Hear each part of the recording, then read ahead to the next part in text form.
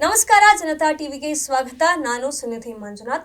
ಸಾಮಾನ್ಯವಾಗಿ ವೈದ್ಯರು ಅಂತಂದ್ರೆ ನಮ್ಮ ತಲೆಯಲ್ಲಿ ಬರುವುದು ಏನು ಅಂತಂದ್ರೆ ಅವರು ಹಾಸ್ಪಿಟಲು ಮತ್ತೆ ಮನೆ, ಮಕ್ಕಳು, ಸಂಸಾರ ತಮ್ಮದಾಯ್ತು ತಾವಾಯ್ತು ಅಂತ ಹೇಳಿ ತಮ್ಮದು ಮಾತ್ರ ನೋಡ್ಕೊಂಡು ಅಷ್ಟರಲ್ಲಿ ಸೀಮಿತವಾಗಿರ್ತಾರೆ. ಅವರಷ್ಟೇ ಯಾಕೆ, ಈಗಿನ ಸದ್ಯದ ಜನರೇಷನ್ ಅಂತ ನೋಡಿದ್ರೆ ಯಾರೋ ಹೊಸಾಬ್ರಿ ನಮ್ಗೆ ಯಾಕೆ, ಪಕ್ಕದ ಮನೆಯಲ್ಲಿ ಜಗಳ ಆಗ್ತಾ ಇದ್ರು ನಮಗೆ ಬೇಡ, ಸಮಾಜದಲ್ಲಿ ಏನೇ ಆಗ್ತಾ ಇದ್ರು ನಮಗೂ ಅದಕ್ಕೂ ಸಂಬಂಧ ಇಲ್ಲ, ನಾವು ಚೆನ್ನಾಗಿದ್ರೆ ಆಯ್ತು, ನಮ್ಮನೆ ಚೆನ್ನಾಗಿದ್ರೆ ಆಯ್ತು ಅಂತ ಹೇಳಿ ಯೋಚನೆ ಮಾಡುವಂತ ಈ ಒಂದು ಸಮಾಜದಲ್ಲಿ ಇವತ್ತಿಗೂ ಕೂಡ ಬೇರೆಯವರಿಗೆ ಸಮಸ್ಯೆ ಆಗ್ತಾ ಇದೆ ಅಂತಂದ್ರೆ ನಾವೊಂದು ಧ್ವನಿ ಆಗ್ಬೇಕು, ಸಮಾಜದಲ್ಲಿ ಆಗ್ತಾ ಇರುವಂತ ಆಗು ಹೋಗುಗಳ ಬಗ್ಗೆ ಮಾತನಾಡಬೇಕು, ಎಲ್ಲವನ್ನು ಪೂರ್ತಿಯಾಗಿ ಆಗದೆ ಇದ್ರು ಸ್ವಲ್ಪ ಮಟ್ಟಿಗಾದ್ರೂ ಸರಿ ಮಾಡಬೇಕು ಅನ್ನುವಂತ ಒಂದು ಉದ್ದೇಶವನ್ನ ಇಟ್ಕೊಳ್ಳೋರು ತುಂಬಾ ಕಮ್ಮಿ. ಅಂಥವರು ಸಿಗೋದು ಸಮಾಜದಲ್ಲಿ ತುಂಬಾ ಕಷ್ಟ.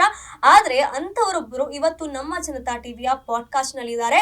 ಒಂದು ವಿಚಾರದ ಬಗ್ಗೆ ಧ್ವನಿ ಎತ್ತಿ ಎಲ್ಲರ ಮನೆ ಮಾತಾಗಿರುವಂತ ಡರ್ಮಟಾಲಜಿಸ್ಟ್ ಡಾಕ್ಟರ್ ಶರಣ್ಯ ಅವರು ಇವತ್ತು ನಮ್ಮ ಜೊತೆ ಇದ್ದಾರೆ. ಅವರನ್ನ ಕಾರ್ಯಕ್ರಮಕ್ಕೆ ಸ್ವಾಗತಿಸೋಣ.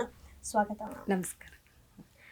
ಈಗ ನಮಗ್ ಗೊತ್ತಿರೋ ಹಾಗೆ ಈಗ ಕಾಂಟ್ರವರ್ಸಿಗಳು, ನಿಮ್ಮ ಒಂದು ವಿಚಾರವಾಗಿ ನೀವು ಒಂದು ವಿಷಯದ ಬಗ್ಗೆ ಧ್ವನಿ ಎತ್ತಿದ್ರಿ, ಅದ್ರ ಬಗ್ಗೆ ತುಂಬಾ ಮಾತಾಯ್ತು. ಹಾಗಾದ್ರೆ ವಿವಾದಗಳು ನೀವೇ ಹುಡ್ಕೊಂಡು ಹೋಗ್ತೀರಾ ಅಥವಾ ವಿವಾದಗಳೇ ನಿಮ್ಮನ್ನ ಹುಡ್ಕೊಂಡು ಬರುತ್ತಾ ಮ್ಯಾಮ್? ವಿವಾದ ಅಂತ ಬಂದಾಗ ಮೊದಲಿಗೆ ಕಾರಣ ಏನು ಅಂತ ಹೇಳ್ತೇನೆ. ಸೊ ಏನಪ್ಪಾ ಅಂದ್ರೆ, ನಾನು ಡಾಕ್ಟರ್ ಆಗೋದು ನನ್ನ ಬಾಲ್ಯದ ಕನಸು. ಆಯ್ತಾ, ಕಷ್ಟಪಟ್ಟು ಓದ್ದೆ, ಡಾಕ್ಟರ್ ಏನೋ ಆದೆ. ಬಟ್ ಅದಾದ ಮೇಲೆ ನಾನು ಯಾವಾಗ ಪ್ರಾಕ್ಟೀಸ್ ಮಾಡ್ಲಿಕ್ಕೆ ಶುರು ಮಾಡಿದೆ, ಅವಾಗ ನನಗೆ ಏನ್ ಅನ್ನಿಸ್ತು ಅಂದ್ರೆ, ನಾನು ಎಷ್ಟು ಕನಸಿಟ್ಕೊಂಡು ವೈದ್ಯಳಾದೆ, ಆದ್ರೆ ಅಷ್ಟು ನಾನು ಸಮಾಜದ ಆರೋಗ್ಯಕ್ಕಾಗಿ ಎಷ್ಟೇ ಶ್ರಮಿಸಿದ್ರು ಆ ಆರೋಗ್ಯ ಬರ್ಸೋಕ್ ಆಗ್ತಿಲ್ಲ ಜನರಿಗೆ ಅಂತ ಅನ್ನಿಸ್ತು. ಸೊ ನಮಗೆ ಡಾಕ್ಟರ್ ಆಗಿ ಖಂಡಿತ ದುಡ್ಡು ಬರುತ್ತೆ, ಅದರಲ್ಲಿ ಸಂಶಯನೇ ಇಲ್ಲ. ಆದ್ರೆ ನನಗೊಂದು ಯಾವಾಗ್ಲೂ ಕಾಡ್ತಾ ಇದ್ದಿದ್ದಂದ್ರೆ, ಅಷ್ಟೇ ಆರೋಗ್ಯ ಜನರಿಗೆ ಬರ್ತಾ ಇದೆಯಾ ಅಂತ. ಸೊ ಅದನ್ನ ನಾನು ಹುಡುಕ್ತಾ ಹೋದಾಗ, ಯಾಕೆ ನಾವು ಜನರನ್ನ ಆರೋಗ್ಯವಂತರನ್ನಾಗಿ ಮಾಡೋದ್ರಲ್ಲಿ ಇವತ್ತು ವಿಫಲವಾಗಿದ್ದೀವಿ? ಎಷ್ಟೊಂದು ಅಡ್ವಾನ್ಸ್ ಟೆಕ್ನಾಲಜಿ ಇದೆ ಅಲ್ವಾ, ಮೆಡಿಕಲ್ ಸೈನ್ಸ್ ಎಷ್ಟೊಂದು ಮುಂದುವರೆದಿದೆ, ಆದ್ರೂ ಯಾಕೆ ಜನರು ಆರೋಗ್ಯವಂತರಾಗ್ತಿಲ್ಲ? ದಿನೇ ದಿನೇ ಆರೋಗ್ಯ ಕ್ಷೀಣಿಸ್ತಿದೆ. ಸೊ ಅದನ್ನ ನೋಡಿದಾಗ ನನ್ಗೆ ಅನ್ಸಿದ್ದು, ನಾವು ಇನ್ನೂ ಹೆಚ್ಚು ಕಲಿಯೋದಿದೆ. ನಾವು ಅಪ್ರೋಚ್ ನಮ್ದಿದೆ ಮೆಡಿಕಲ್ ಸೈನ್ಸ್, ಅದ್ರಲ್ಲಿ ಏನೋ ತಪ್ಪಾಗ್ತಾ ಇದೆ ಅಂತ ಅನ್ನಿಸ್ದಾಗ ಅದ್ರ ಬಗ್ಗೆ ಹೆಚ್ಚು ತಿಳ್ಕೊಳ್ಳೋದಕ್ಕೆ ಹೋದಾಗ ನನ್ಗೆ ಅನ್ಸಿದ್ದೇನಂದ್ರೆ, ನಾವೇನು ಡಾಕ್ಟರ್ಸ್ ಆಗಿ ಟ್ರೈನಿಂಗ್ ಇರುತ್ತೆ ನಮ್ಗೆ ಮೆಡಿಕಲ್ ಕಾಲೇಜಸ್ ಅಲ್ಲಿ, ಅದರಲ್ಲಿ ಹೆಚ್ಚು ಕಾಯಿಲೆಗಳ ಬಗ್ಗೆ ಹೊತ್ಕೊಡ್ಲಾಗುತ್ತೆ, ಮೆಡಿಸಿನ್ಸ್ ಬಗ್ಗೆ ಹೊತ್ಕೊಡ್ಲಾಗುತ್ತೆ. ಆದ್ರೆ ಕಾಯಿಲೆಗಳೇ ಬರದೇ ಇರೋ ತರ ಹೇಗೆ ಮಾಡೋದು, ನಾವು ಹೇಗೆ ಆರೋಗ್ಯವಂತರಾಗಿರೋದು ಅನ್ನೋದ್ರ ಬಗ್ಗೆ ಅಷ್ಟು ಟ್ರೈನಿಂಗ್ ಇಲ್ಲ. ಸೊ ಅದನ್ನ ನಾನು ಹೆಚ್ಚು ಅದ್ರ ಬಗ್ಗೆ ನಾನು ರಿಸರ್ಚ್ ಮಾಡಿದಾಗ ಗೊತ್ತಾಗಿದ್ದೇನೆಂದ್ರೆ, ಒಂದಷ್ಟು ಆಧಾರ ಸ್ತಂಭಗಳಿದೆ ಆರೋಗ್ಯಕ್ಕೆ. ಉದಾಹರಣೆಗೆ ಆಹಾರ, ಅದು ಬಹಳ ಮುಖ್ಯವಾದ ಆಧಾರ ಸ್ತಂಭ. ಸೊ ಅದನ್ನ ನಾವು ಸರಿಯಾದ ರೀತಿಯಲ್ಲಿ ತಗೋತಾ ಇಲ್ಲ ಅನ್ನಿಸ್ತು, ಗೊತ್ತಾಯ್ತಾ? ಸೊ ಮತ್ತೆ ಅದನ್ನ ಹುಡುಕ್ತಾ ಹೋದಾಗ ಆರೋಗ್ಯದ ವಿಚಾರದಲ್ಲಿ ಆಹಾರದ ರೋಲ್ ಅಂತ ಹುಡುಕಿದಾಗ, ಈಗ ಮಕ್ಕಳು ಬರ್ತಾರೆ ನಮ್ಮ ಹತ್ರ, 99% ಮಕ್ಕಳಿಗೆ ಇವಾಗ ಕಾಯಿಲೆಗಳು ಬರ್ತಾ ಇರೋದು ಚರ್ಮದ ಕಾಯಿಲೆಗಳಂತ ಅಷ್ಟೇ ಅಲ್ಲ, ಬೇರೆ ಕಾಯಿಲೆಗಳು ಸಹ ಒಂದಷ್ಟು ಇನ್ಫೆಕ್ಷನ್ಸ್ ಬಿಟ್ಟು ಬರ್ತಾ ಇರೋದು. ಏನಕ್ಕೆ ಅಂದ್ರೆ, ತಪ್ಪಾದ ಆಹಾರ ಪದ್ಧತಿಗಳಿವೆ, ಜಂಕ್ ಫುಡ್ ವಿಪರೀತ ಆಗೋಗಿದೆ. ಸೊ ನಾವೇನೋ ಮಕ್ಕಳಿಗೆ ಜಂಕ್ ಫುಡ್ ಕೊಡಬೇಡಿ ಅಂತ ಹೇಳ್ಬಿಡ್ತೀವಿ, ಆದ್ರೆ ಸುತ್ತು ಕಾಲಿಟ್ರೆ ಹೊರಗಡೆ ಜಂಕ್ ಫುಡ್ ಸ್ಟಾಲ್ಸು, ಬೇಕರಿಗಳು ಮತ್ತೆ ಫಾಸ್ಟ್ ಫುಡ್ ಸ್ಟಾಲ್ಸು, ಹೇಗೆ ಮಕ್ಕಳನ್ನ ಕಂಟ್ರೋಲ್ ಮಾಡೋಕು ಅಲ್ವಾ? ಸೊ ನಾವು ಮಕ್ಕಳನ್ನ ಕಂಟ್ರೋಲ್ ಮಾಡೋಕೆ ಹೇಳ್ತೀವಿ, ಒಂದಷ್ಟು ಪರಿಸರನ ಸಹ ನಾವು ಸರಿ ಮಾಡ್ಬೇಕಾಗುತ್ತೆ. ನಾವೆಲ್ಲೋ ಕೊಡಬೇಡಿ ಅಂತ ಬಿಟ್ಬಿಡೋಕ್ಕಾಗಲ್ಲ, ಅದು ತುಂಬಾ ಚಾಲೆಂಜಿಂಗ್ ಟಾಸ್ಕ್. ಈಗ ನಾನು ಒಬ್ಬ ತಾಯಿ, ನನಗೂ ಒಂದು ಸಣ್ಣ ಮೂರನೇ ಕ್ಲಾಸಲ್ಲಿ ಹೋಗ್ತಾ ಇರೋ ಮಗು ಇದ್ದಾನೆ. ಸೊ ಅವ್ರನ್ನ ಹ್ಯಾಂಡಲ್ ಮಾಡ್ಬೇಕಾದ್ರೆ ನನ್ಗನ್ಸಿದ್ದೇನಂದ್ರೆ ಕಷ್ಟ. ಯಾಕಂದ್ರೆ ಯಾವ್ದೋ ಒಂದು ಬೇಕರಿ ಕಾಣಿಸುತ್ತೆ, ಕೊಡ್ಸುವಂತ ಹಠ ಹಿಡಿತಾರೆ, ಮಕ್ಳಿಗೆ ಗೊತ್ತಾಗಲ್ಲ ಅದು ಆರೋಗ್ಯ ಅಲ್ಲ ಅಂತ. ಸೊ ಅದರ ಬಗ್ಗೆ ಸ್ವಲ್ಪ ನಾವು ಎಲ್ಲರೂ ಸೇರಿ ಜವಾಬ್ದಾರಿಯಿಂದ ಏನಾದ್ರೂ ಮಾಡಬಹುದಲ್ಲ, ನಮ್ಮ ಪರಿಸರನ ಒಂದು ಸ್ವಚ್ಛವಾಗಿ ಇಟ್ಕೊಳ್ಳೋದಕ್ಕೆ, ಆರೋಗ್ಯ ಪೂರಕವಾಗಿ ನಾವು ಮಾಡ್ಕೊಳ್ಳೋದಕ್ಕೆ ಏನಾದ್ರೂ ಮಾಡಬಹುದಲ್ಲ ಅಂತ ಅನ್ನಿಸ್ದಾಗ, ಸೊ ಈ ರೀತಿಯ ಒಂದು ಆಲೋಚನೆ ನನಗೆ ಬಂದಿದ್ದು. ಈಗ ಡಾಕ್ಟರ್ ಶರಣ್ಯ ಅವರು ಈ ಒಂದು ವಿವಾದ ಆದ್ಮೇಲೆ ಎಲ್ಲರಿಗೂ ಪರಿಚಯ ಆದ್ರಿ, ಹೌದು. ಅದನ್ನ ಹೊರತುಪಡಿಸಿ ನಿಮ್ಮ ಬಗ್ಗೆ ಒಂದು ಪರಿಚಯ ನಿಮ್ಮ ಬಾಯಲ್ಲೇ ಕೇಳಬೇಕು ಅಂತಂದ್ರೆ, ನಾನು ಚರ್ಮ ರೋಗ ತಜ್ಞೆ. ಮಾಲೂರು ಸ್ವತಃ ನನ್ನ ನೇಟಿವ್ ಪ್ಲೇಸ್ ಅಂದ್ರೆ ಮಾಲೂರಲ್ಲಿ ಒಂದು ಕ್ಲಿನಿಕ್ ಇದೆ, ಬಾಲಾಜಿ ಕ್ಲಿನಿಕ್ ಅಂತ, ಮತ್ತೆ ಹೊಸಕೋಟೆಯಲ್ಲಿ ಶರಣ್ಯ ಸ್ಕಿನ್ ಕ್ಲಿನಿಕ್ ಅಂತ. ಸೊ ಇವೆರಡು ಸ್ಥಳಗಳಲ್ಲಿ ನಾನು ಕೆಲಸ ಮಾಡ್ತೀನಿ ಡರ್ಮೆಟಾಲಜಿಸ್ಟ್ ಆಗಿ. ಅಂದ್ರೆ ಇದು ನೀವ್ ಹೇಳಿದ್ರಿ ಆಗ್ಲೇ ನಿಮ್ದು ಚಿಕ್ಕ ವಯಸ್ಸಿನಲ್ಲಿದ್ದಾಗಿಂದ ನಿಮ್ಗೊಂದು ಡಾಕ್ಟರ್ ಆಗ್ಬೇಕು ಅನ್ನುವಂತ ಕನಸಿತ್ತು ಅಂತ ಹೇಳಿ, ಅಲ್ಲಿಂದ ಬಂದಿರೋ ಕನಸು ಇವತ್ತು ನನಸಾಗಿ ಇಲ್ಲಿ ಕೂತಿರೋದಂತಾನ? ಖಂಡಿತ. ಹಾಗಾದ್ರೆ ಈ ಒಂದು ವಿವಾದ ಆಯ್ತು KMF ವಿಚಾರವಾಗಿ, ನೀವು ನಂದಿನಿ ಪ್ರಾಡಕ್ಟ್ ಗಳನ್ನ ನೀವು ಸೋಷಿಯಲ್ ಮೀಡಿಯಾದಲ್ಲಿ ಹೇಳಿದ್ರಿ. ಇದರಲ್ಲಿ ಇರುವಂತ ಕೆಲವೊಂದಿಷ್ಟು ಇಂಗ್ರೀಡಿಯೆಂಟ್ಸ್ ಇದು ಸೇಫ್ ಅಲ್ಲ ಕನ್ಸ್ಯೂಮ್ ಮಾಡೋದಕ್ಕೆ, ಇದು ನಾನು ಫುಡ್ ಪ್ರಾಡಕ್ಟ್ಸ್ ಅನ್ನೋದಕ್ಕಿಂತ ಇದನ್ನ ಪಾಯ್ಸನ್ ಅಂತ ಹೇಳ್ತೀನಿ ಅಂತ ಹೇಳಿದ್ರಿ ನೀವು. ಅದು ಎಲ್ಲಿಂದ ಆರಂಭವಾಯ್ತು ಮ್ಯಾಮ್, ಹೇಗದು ಅಂತ? ಈಗ ಏನಂದ್ರೆ, ಈಗ ನನ್ ಪೇಷಂಟ್ಸ್ ಬರ್ತಾರೆ, ನಾನು ಅವ್ರಿಗೆ ಜಂಕ್ ಫುಡ್ ಕೊಡಿಸ್ಬೇಡಿ, ಈ ತರ ಪ್ಯಾಕ್ಡ್ ಫುಡ್ ಕೊಡಿಸ್ಬೇಡಿ ಅಂತೆಲ್ಲ ಹೇಳಿದಾಗ ಅವ್ರು ಕೇಳೋ ಒಂದೇ ಪ್ರಶ್ನೆ ಅಂದ್ರೆ, ಮೇಡಮ್ ಇದು ಕೊಡಿಸ್ಬೋದಾ ಫ್ಲೇವರ್ಡ್ ಮಿಲ್ಕ್? ಯಾಕಂದ್ರೆ ಅದು ನಮ್ಮ ಸರ್ಕಾರದ ಕಂಪನಿ, ಸೊ ಅದು ಸೇಫ್ ಇರುತ್ತಲ್ವಾ ಅಂತ ಒಂದು ಕ್ವಶನ್ ಕೇಳೋದು. ಆಮೇಲೆ ನನ್ನ ಮಗನ ಸ್ಕೂಲ್ ಹತ್ರ ನಾನು ಪ್ರತಿದಿನ ಗಮನಿಸ್ತಾ ಇದ್ದೇನೆ, ಮಕ್ಕಳನ್ನ ಸ್ಕೂಲಿಂದ ಕರ್ಕೊಂಡು ಹೋಗ್ಬೇಕಾದ್ರೆ ಪಾರ್ಲರ್ಸ್ ಏನಿಟ್ಟಿರ್ತಾರೆ ಅಲ್ಲೋಗಿ ಪ್ರತಿದಿನ ಈ ಫ್ಲೇವರ್ಡ್ ಮಿಲ್ಕ್ ಆಗ್ಲಿ, ಪ್ಯಾಕ್ಡ್ ಜ್ಯೂಸ್ ಆಗ್ಲಿ, ಈ ಕ್ರೀಮ್ ಬನ್ ನಾನೇನ್ ತೋರಿಸ್ತಾ ಇದ್ದೀನಿ, ಇವು ಮೂರನ್ನು ಕೊಡಿಸ್ತಾ ಇದ್ದಾರೆ. ನಾನು ಬಹಳ ಗಮನಿಸ್ತೀನಿ. ಏನೋ ಒಂದು ನಾನು ರ್ಯಾಂಡಮ್ ಆಗಿ ಹೇಳೋಕ್ ಆಗಲ್ಲ ಒಂದು ಜವಾಬ್ದಾರಿಯುತ ಡಾಕ್ಟರ್ ಆಗಿ. ಸೊ ನಾನು ಪ್ರತಿದಿನ ಗಮನಿಸ್ತಾ ಇದ್ದೀನಿ. ಸೊ ಅವ್ರ ಒಂದಿನ ಒಬ್ಬರನ್ನ ಕೇಳದೆ ಸಹ, ಪ್ರತಿದಿನ ಕೊಡಿಸ್ತಾ ಇದ್ದೀರಾ, ಹಿಂದೆ ಲೇಬಲ್ ನೋಡಿದ್ದೀರಾ ಏನೇನ್ ಕೆಮಿಕಲ್ಸ್ ಇದೆ ಅಂತ. ಮೇಡಮ್ ಇದು ನಮ್ ಸರ್ಕಾರದ ಅಲ್ವಾ, ಸೊ ಹೇಗೆ ಅವರು ತಪ್ಪು ಮಾಡೋಕ್ಕಾಗುತ್ತೆ, ಅದು ಕರೆಕ್ಟ್ ಆಗೇ ಇರುತ್ತೆ ಅಂದ್ರು. ಆಮೇಲೆ ತೋರಿಸ್ತೆ ನಾನು ಅಷ್ಟು ಕೆಮಿಕಲ್ಸ್ ಪ್ರತಿದಿನ ಒಂದು ಮಗುಗೆ ಹೋದ್ರೆ, ಅಷ್ಟು ಸಣ್ಣ ಮಗು, ಒಂದು LKG UKG ಮಕ್ಕಳಿಗೆಲ್ಲ ಪ್ರತಿದಿನ ಅಷ್ಟು ಹೋದ್ರೆ ಏನಾಗುತ್ತೆ, ಒಂದು ತಿಂಗಳಲ್ಲಿ ಎಷ್ಟು ಕೆಮಿಕಲ್ ಕೂಡುತ್ತೆ. ಲಿವರ್ ಸರಿಯಾಗಿ ಬೆಳ್ದಿರುತ್ತ ಮಗುಗೆ, ಕಿಡ್ನಿ ಮೇಲೆ ಹೊರೆ ಆಗಲ್ವಾ? ಆಗುತ್ತೋ ಇಲ್ವಾ? ಸೊ ನಾನು ಇದನ್ನ ಪ್ರಸ್ತಾಪಿಸಿದಾಗ ಲ್ಯಾಬ್ಗೆ ಹೋಗಿ ಟೆಸ್ಟ್ ತಗೊಂಡ್ ಬರ್ಬೇಕು. ಲ್ಯಾಬ್ ಅಲ್ಲಿ ಹೋಗಿ ಏನ್ ನೋಡ್ತೀರಾ? ಕಾಯಿಲೆಗಳು ಯಾರು ನೋಡ್ತಾರೆ? ಕಾಯಿಲೆ ಆದ್ರೆ ನಿಮ್ಗೆ ಏನಾದ್ರೂ ಏನೋ ಹೆಲ್ತ್ ಪ್ರಾಬ್ಲಮ್ ಬಂದ್ರೆ ನೀವು ಲ್ಯಾಬ್ ಹತ್ರ ಹೋಗ್ತೀರಾ, ಡಾಕ್ಟರ್ ಹತ್ರ ಬರ್ತೀರಾ. ಸೊ ಇದನ್ನ ಹೇಳೋದಕ್ಕೆ ಡಾಕ್ಟರ್ ಅರ್ಹರ ಇಲ್ಲ ಲ್ಯಾಬ್ ಅಲ್ಲಿ ತಗೊಂಡು ಚೆಕ್ ಮಾಡ್ಬೇಕಾ? ಯೋಚನೆ ಮಾಡಿ ನೋಡ್ಬೇಕು. ಇವತ್ತು ಎಲ್ಲ ಲ್ಯಾಬ್ ಇದೆ ಅಂದ್ರೆ ಲ್ಯಾಬ್ ಎಲ್ಲದಕ್ಕೂ ಉತ್ತರ ಅಲ್ಲ. ಈಗ ನಮ್ ಕಾಯಿಲೆಗಳಾಗಿ ಬರ್ತಾರೆ, 99% ಜನಕ್ಕೆ ಲ್ಯಾಬ್ ಅಲ್ಲಿ ಏನೂ ಸಿಗಲ್ಲ. ಟೆಸ್ಟ್ ಮಾಡಿಸ್ತೀವಿ, ಎಲ್ಲ ನಾರ್ಮಲ್ ಇರುತ್ತೆ, ಕಾಯಿಲೆಗಳೇ ಹೋಗ್ತಾ ಇರಲ್ಲ. ಸೊ ಅವಾಗ ಏನು ಉಪಯೋಗ ಇದೆ ಲ್ಯಾಬ್ ಟೆಸ್ಟ್ ಇಟ್ಕೊಂಡು? ಇದಾಗ್ತಾ ಇದೆ. ಬೇಕಾದ್ರೆ ನಿಮ್ಮ ವಿಚಾರದಲ್ಲೇ ನೋಡಿ, ಇಲ್ಲ ನಿಮ್ ಸುತ್ತಮುತ್ತ ಇರೋ ನೋಡಿ, ನಿಮ್ ಮನೆಗಳಲ್ಲಿ ಯಾರ್ಯಾರಿಗೂ ಏನಾದ್ರೂ ಆರೋಗ್ಯದ ಸಮಸ್ಯೆ ಇದ್ರೆ ನೋಡಿ, ಬೇಕಾದ್ರೆ ಲ್ಯಾಬ್ ಟೆಸ್ಟ್ ಎಷ್ಟು ಉಪಯೋಗ ಆಗ್ತಾ ಇದೆ ಅಲ್ವಾ? ಸೊ ಯೋಚನೆ ಮಾಡಿ ನೋಡ್ಬೇಕು ಹೇಗಾಗ್ತಿದೆ ಅಂತ. ಅದ್ರ ಬಗ್ಗೆ ನಾನು ಸಂಪೂರ್ಣ ಮಾಹಿತಿ ಸಹ ಇನ್ನೊಂದು ವಿಡಿಯೋಲ್ ಕೊಟ್ಟಿದ್ದೀನಿ, ಹೇಗೆ ಲಿವರ್ ಮೇಲೆ ಹೊರೆ ಆಗುತ್ತೆ, ಲಿವರ್ ಡಿಟಾಕ್ಸಿಫಿಕೇಶನ್ ಸಿಸ್ಟಮ್ ಮೇಲೆ. ಸೊ ಆರೋಗ್ಯದ ಬಗ್ಗೆ ನಾವು ಯಾವುದೋ ಲ್ಯಾಬ್ ಅಲ್ಲಿ ಹೋಗಿ ನೋಡೋದಕ್ಕಿಂತ ಟೆಸ್ಟ್ ಮಾಡಿ ಅದ್ರ ಬಗ್ಗೆ ನಾವು ಅರ್ಥ ಮಾಡ್ಕೋಬೇಕು. ಹೇಗೆ ಈ ದೇಹ ಒಳಗಡೆ ಅಂಗಾಂಗಗಳು ಹೇಗೆ ಕಾರ್ಯ ನಿರ್ವಹಿಸುತ್ತೆ ಅಂತ. ಈಗ ಈ ಒಂದು ವಿವಾದ ಏನಾಯ್ತು, ಇದಾಗುವ ಮುನ್ನ ನೀವು ಡಾಕ್ಟರ್ ಶರಣ್ಯ ಆಗಿ ಮಾತ್ರ ಪರಿಚಯ ಆಗಿದ್ರಿ. ಆದ್ರೆ ಈ ಒಂದು ವಿವಾದ ನೀವು ಒಂದು ಸೋಷಿಯಲ್ ಮೀಡಿಯಾದಲ್ಲಿ ಬಂದು ಇದ್ರ ಬಗ್ಗೆ ಪ್ರಸ್ತಾಪ ಮಾಡಿ ಸಂಪೂರ್ಣವಾಗಿ ಮಾತನಾಡಿದ ಮೇಲೆ ನೀವು ಗೊತ್ತಾಗಿದ್ದ ಜನರಿಗೆ ಬೇರೆ ರೀತಿಯಲ್ಲಿ. ಇದಾದ ಮೇಲೆ ಹೇಗಿತ್ತು ಮ್ಯಾಮ್ ಎಲ್ಲವೂ? ಇದಾದ್ಮೇಲೆ ಏನು ಆ ತರಹದ ಸಮಸ್ಯೆಗಳೇನು ಆಗಿಲ್ಲ. ಆಕ್ಚುಲಿ ನಿಮ್ಗೆಲ್ಲ ಗೊತ್ತೇ ಇದೆ, FIR ಆಗಿದೆ ಅನ್ನೋದು ಯಾವುದು ಸೀಕ್ರೆಟ್ ಆಗಿ ಉಳಿದಿಲ್ಲ.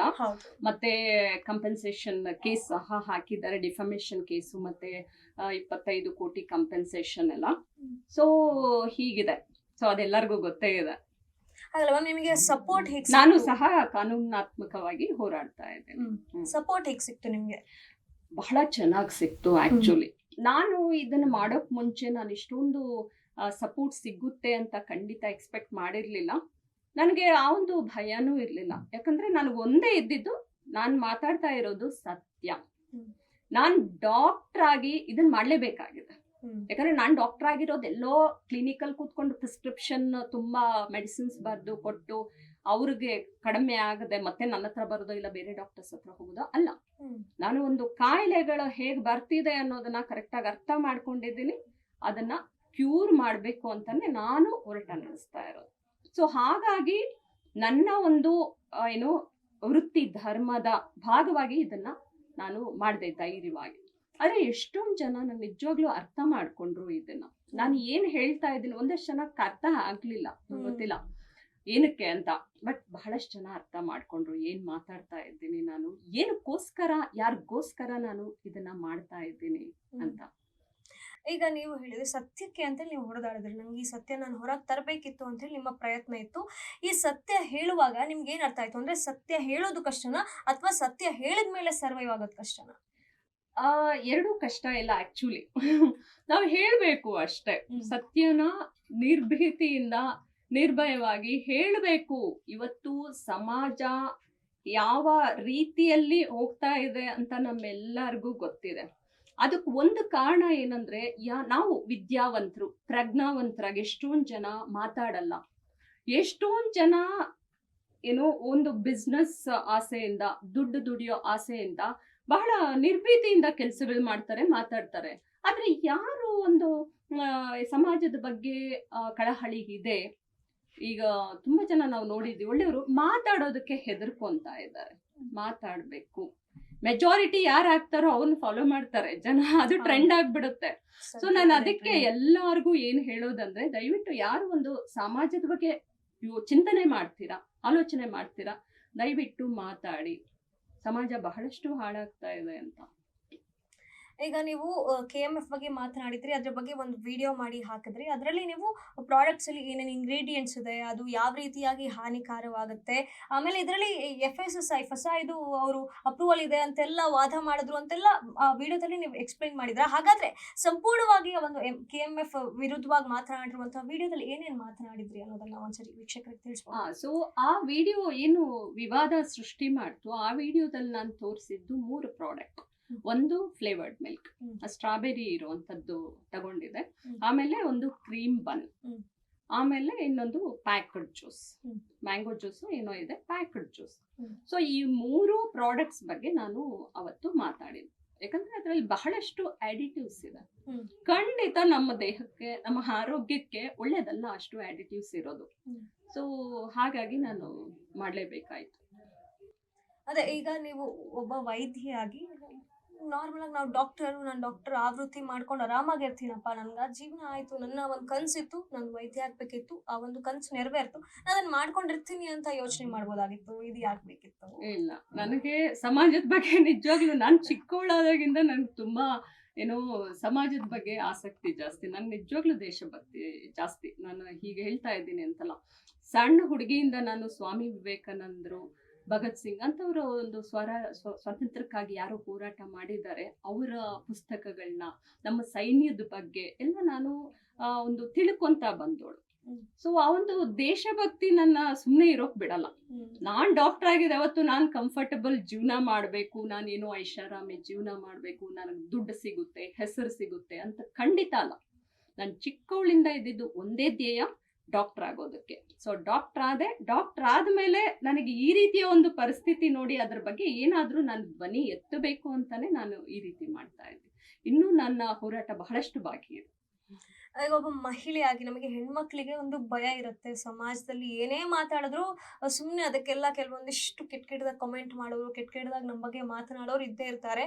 ಇಂಥವ್ರ ಮಧ್ಯೆ ನೀವು ಅಷ್ಟು ಧೈರ್ಯ ತಗೊಂಡು ಮಾತನಾಡ್ತೀರಲ್ವ, ನಿಮ್ಗೆ ಏನು ಇನ್ಸ್ಪೈರ್ ಮಾಡತ್ ಹಾಗಾದ್ರೆ? ಮತ್ತೆ ಸಾಮಾಜಿಕ ಜವಾಬ್ದಾರಿ. ನನ್ನ ಸಮಾಜ, ನನ್ನ ದೇಶ, ನನ್ನ ಜನ ಆರೋಗ್ಯವಾಗಿರ್ಬೇಕು ಅನ್ನೋ ಆಸೆ. ಈಗ ನನ್ನ ಮಗು ತರನೇ ಬೇರೆ ಎಷ್ಟೋ ತಾಯಂದಿರಿಗೆ ಅವ್ರ ಮಕ್ಕಳ ಮೇಲೆ ಎಷ್ಟು ಪ್ರೀತಿ ಇರುತ್ತೆ. ಆ ಮಕ್ಕಳನ್ನ ಕರ್ಕೊಂಡು ಬಂದು ಡಾಕ್ಟ್ರೇ ನನ್ನ ಮಗಳಿಗೆ ಹೋಗ್ತಾ ಇಲ್ಲ, ನನ್ನ ಮಗು ಕಾಯಿಲೆಗಳು ವಾಸಿ ಆಗ್ತಿಲ್ಲ ಅಂತ ಬಂದಾಗ ನನಗೆ ಬಹಳ ಬೇಜಾರು ಅನ್ಸುತ್ತೆ. ಅದು ಚರ್ಮದ ಮೇಲಿರುತ್ತೆ ಕಾಯಿಲೆಗಳು, ತುಂಬಾ ಕಷ್ಟ. ಅದು ಎಲ್ಲೋ ಒಳಗಡೆ ಏನೋ ಸಮಸ್ಯೆ ಆಗ್ತಿದ್ರೆ ಪರವಾಗಿಲ್ಲ, ಚರ್ಮದ ಮೇಲೆ ಇರುತ್ತೆ. ಅದು ಸಾಮಾಜಿಕವಾಗೂ ಸಹ ಅವರು ಬಹಳಷ್ಟು ಕುಗ್ಗೋಗ್ತಾರೆ. ಯಾಕಂದ್ರೆ ಯಾರು ನೋಡ್ತಾರೆ ಏನಿದು ಅಂತೆಲ್ಲ ಅವ್ರಿಗೆ. ಆಮೇಲೆ ಎಷ್ಟೊಂದು ಟೀಕೆಗಳು ಬರುತ್ತೆ, ಮಕ್ಳಿಗೆ ಆ ಕಾಯಿಲೆ ಇದೆ, ಈ ಕಾಯಿಲೆ, ಅದೊಂದು ಏನಾಗುತ್ತೆ, ಕಷ್ಟ ಆಗುತ್ತೆ ಅವ್ರಿಗೆ ಮ್ಯಾನೇಜ್ ಮಾಡೋದಕ್ಕೆ. ಸೊ ಅಂತವನ್ನೆಲ್ಲ ನೋಡಿದಾಗ ನನಗೆ ನನ್ನ ಮಗು ತರನೇ ಅಲ್ವಾ ಈ ಮಕ್ಕಳು ಅನ್ನೋ ಅಷ್ಟು ಬೇಜಾರಾಗುತ್ತೆ ನಿಜವಾಗ್ಲೂ. ಸೊ ಈ ಆಹಾರ ಬಹಳ ಮುಖ್ಯವಾದ ಏನೋ ಆಧಾರ ಸ್ತಂಭ ಆಗಿರೋದ್ರಿಂದ ನಾವು ಆರೋಗ್ಯವಾಗಿರೋದಕ್ಕೆ, ಅದು ಆ ಸಣ್ಣ ಮಕ್ಕಳಲ್ಲಿ ಒಂದು ಫೌಂಡೇಶನ್ ಅಲ್ವಾ ನಮ್ಮ ಆರೋಗ್ಯ. ಅದೊಂದು ತಳಪಾಯ ಹಾಕ್ಬೇಕು ನಾವು, ಒಳ್ಳೆ ಏನೋ ಆಹಾರ ಕೊಟ್ಟು.